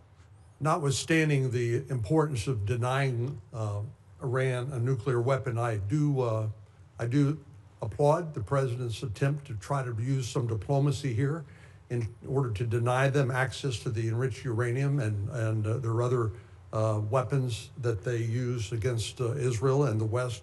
But tell me, why do you think anything that the Iranian regime agrees to that they will comply with? What evidence is there that they will agree to anything that they ultimately will stick with? Well, again, and that's why any deal with them you have to enter into it with clearly verifiable steps. So as an example, simply putting something on a piece of paper is not satisfactory. You have to actually commit to doing it, then you have to actually do it. And so that's our view of it. Our view of it is that any concessions that are made, and I don't even call them concessions per se, but any arrangements that are made with Iran have to come after not just they agree to certain things, but they actually do certain things. And let's be clear about this, because I don't think this is talked about enough. If what Iran wants is nuclear energy for their country, there are mechanisms to do it. There are countries all over the world that have nuclear energy, but they don't enrich. They certainly don't enrich the 60%. They don't do it hidden in a mountain, deep buried underground somewhere. If what they want is nuclear energy, they can have it. There are mechanisms for them. The problem with Iran is not that they want nuclear energy. The problem with Iran is that everything they do is consistent with the activities of a nation that seeks to develop a nuclear weapons capability. Thank you, Senator. Senator Schatz. Thank you, Chairman. Secretary, thank you for being here. Tomorrow, I'm going to have you in the Appropriations Committee, and we'll walk the list that we talked about a couple of weeks ago on a conference call, so I won't cover that. I want you to sort of answer the China watchers who saw that visit to China and saw that NVIDIA is now going to sell H200s. I understand that's not our highest technology, but it's better than what China has, and that's why people are worried. And that, I mean, it's pretty plain that the president violated one of the 6 assurances. I understand that the ambassador and you and others have sort of followed up to kind of smooth the edges, but I mean, it's pretty clear. He says, we discussed arms sales in great detail. It depends on China. It's a very good negotiating chip for us. So what do you say to China watchers who say they got some pretty good deliverables and we didn't get much? I don't see the trip. There were some deliverables, you know, the purchase of additional Boeing aircraft, which of course is beneficial to the Chinese as well, but helps our company, some of the agricultural concessions. But the trip was largely, for the most part, about the fact that the 2 largest, most powerful countries in the world have to have direct interaction with one another. And this was an opportunity to do it. He will reciprocate by visiting the United States later next year. Separate from that, and I don't know if you were here at the outset in my opening statement, or maybe it was in response to one of the questions. I think 2 things are clear. Number one is that we're entering into a period of strategic stability that I think serves the interest of both countries, because the last thing we want is a largely destabilizing event in the Indo-Pacific. But the second is that there are clear differences of priorities. There are clear irritants in that relationship that are longstanding and that are going to be long-term. As in, critical minerals dependencies, things of this nature. So it's one of those relationships that's going to require very deft diplomacy and mature decision making. Sure, and this is why I like our engagement. Like, that makes sense to me, but it seems to me that if the main objective is to kind of touch gloves and initiate conversations, then why give away any of the things that they're already seeking in exchange for essentially nothing? I mean, you're basically saying it's better to talk than not to. It's better to engage than not to. It's better to be in a period of stability than not. I agree with all that. I just don't understand why we would want to sell them our second best chips, and why we would start to at least complicate the question of our assurances regarding Taiwan. I'm going to move over. We're going to stay in the Asia-Pacific region. The Marshalls, the Philippines, and Tuvalu have declared a national emergency on their energy situation. South Korea says its energy crisis is a war-like situation. you've been around a long time on this committee and now as secretary. It is always the case that something in the Middle East undermines our ability to project power in the Asia-Pacific region. But it's not just a question of opportunity cost and attentional challenges. Now we're talking about our allies in the Asia-Pacific region really taking it on the chin with energy costs because of the Strait of Hormuz. What do we say to them? Just hang in there? Yeah, no, a couple points. It's one of the steps that we've taken and some of the things that we've done around the world, whether it's the release of strategic reserves, whether it's not popular, but, we got questions about here earlier today, but making available for a limited period of time both Iranian oil on the water, though they don't enjoy the revenue of it, and some of the Russian oil on the water as well. The third point, though, that this points to is a much deeper one, and that is that while the Straits of Hormuz provides about 20% of the global oil supply, it is probably 80 or 90% of the supply in the Indo-Pacific, given the geography and so forth. So one of the things that I think is going to come about as a result of all this in the long term is more diversification in where they're going to get their energy from, including from the United States potentially, certainly with Japan and some other countries in the region will benefit. But you know that the sort of project it takes timeline, time. It all takes time. So understood. That's like cold comfort if you're running a country and your gasoline and your fertilizer and all your input prices just skyrocketed because of President Trump's decision to go to war with a country clear across the world. But see, I understand your point, but I also think in all these questions, we're getting a lot of questions about us. I don't think it's fair because ultimately, the people who have closed the Straits of Hormuz are Iran, and they're doing so in violation of every international law you can imagine. The Chinese are against it. Everyone is. We have, I think, a record number, 140 co-sponsors at the United Nations on this resolution that hasn't come up for a vote yet to condemn what they're doing and to reopen the nobody's Straits. defending what Iran is doing. I think what we're saying is this was not just predictable, it was predicted. This was what everybody said. You don't have to be some expert in foreign policy. You don't need to get into a skiff. You could literally put this into an LLM and say, what'll happen if we take kinetic action against Iran? And the first thing that would pop out is, well, they'll probably close the Strait of Hormuz. So it's really shocking to me the degree to which this administration expresses shock that the thing that everybody said was going to happen ended up happening. But here's the point I would make on that, in that the reverse of that is, so that the alternative is to say, well, then we have to go ahead and let Iran develop a nuclear weapon or they'll close the Straits of Hormuz. I mean, at some point you have to take action on this situation, understanding there'll be a reaction to it, but it cannot be. Iran will always have the ability to threaten the Straits. You don't need much sophistication to, if you threaten commercial vessels and shooting them, they're going to stop moving. Dropping mines. By the way, it's not just Iran that can do it. The Houthis could do it in the Red Sea, and they're not nearly as large as Iran is. I think this is a more fundamental challenge, and that is, are we now forever limited doing it? Do we just have to let Iran go ahead and develop a nuclear weapon because of their threat to close the Straits of Hormuz? That's an untenable situation. Secretary Rubio, thank you. But I'll see him tomorrow, so don't worry. Yeah, okay, that's good. Tomorrow's a probe. I know we're supposed to have a hard stop at 12:30, but no, we'll do it. Senator Cruz has been patient. I hope you'll give us only because it's him. One more bite of the apple. Thank you, Mr. Chairman. I will say, Mr. Secretary, since you left the Senate, I've been obliged to serve Cuban coffee in my meetings because you left me as the only Cuban American left behind. So come by if you want a cafecito. Let me start by saying that President Trump's decision to strike Iran was the most consequential decision of his second term as president. And I want to commend you, I want to commend the president and the entire administration on the extraordinary success we have seen. In less than 40 days, the United States has utterly and completely destroyed the military and nuclear infrastructure that the Iranian regime spent nearly 50 years building. Every day that passes increases American leverage. Iran is weaker, poorer, and more isolated than it's been in decades. The president has laid out 4 red lines for any resolution to this military conflict. Number 1, that there be zero enrichment by Iran. Number 2, that they hand over all of their enriched uranium. Number 3, that they stop funding terrorism worldwide. And number 4, that they open the Strait of Hormuz. I agree with all 4 of those red lines. Do you agree with those red lines, and how achievable do you believe they are in the coming weeks and months? Yeah, you stated the poor positions the president has taken accurately. And the entire administration is supportive of it because that's what we take our directives from the president. And personally, during my time in the Senate, these would be consistent with my thinking. I would only reverse it in the following order. The Straits of Hormuz, it would have to come first because what they're doing there is unlawful and illegal to begin with. That has to open immediately.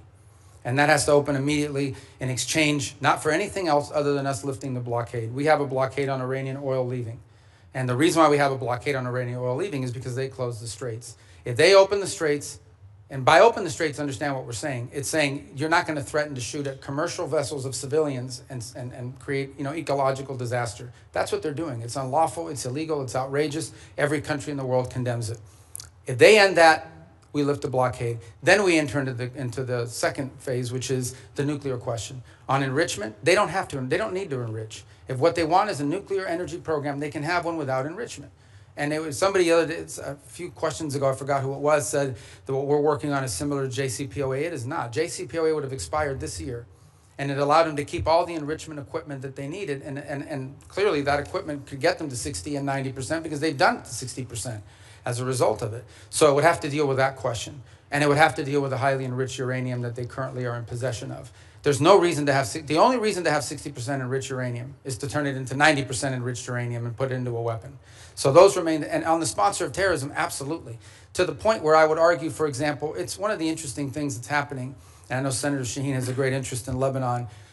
It's one of the most ironic situations in the world. The Lebanese government and the Israeli government could do a peace deal tomorrow. Israel has no territorial claims in Lebanon. And Hezbollah is in particular, in fact, Hezbollah has called for the overthrow of the current Lebanese government.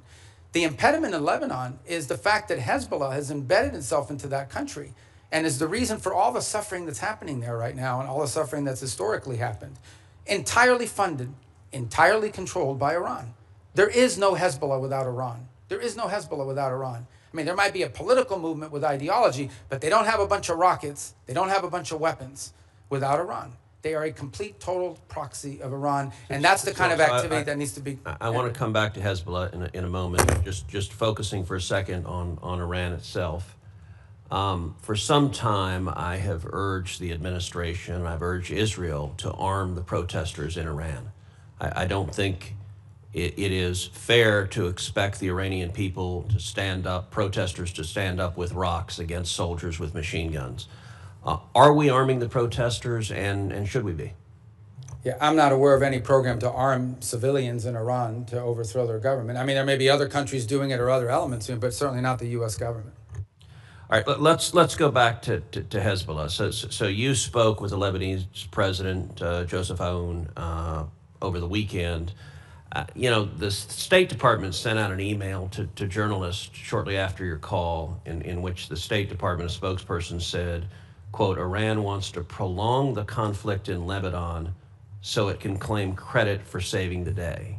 I have to admit that didn't strike me as accurate. I don't think Iran wants to keep the conflict going in Lebanon. I think they desperately want Israel to stop killing Hezbollah. Do you agree with that? Yeah, I think the point I was trying to make is that we are trying to view the Lebanon-Israeli talks as separate and distinct from Iran. And what Iran wants to do is mix it all together. Because Hezbollah is not legitimate. There's a government in Lebanon. That's who we're dealing with. And Hezbollah is not their equal in terms of who we're going to be dealing with or who needs to be in charge. So the point we're trying to make is that is what Iran is trying to stymie. They are trying to stymie any effort in which Israel and Lebanon can work together and prolong it so that if an arrangement is reached at some point in the future, they can claim credit for having forced it through leverage.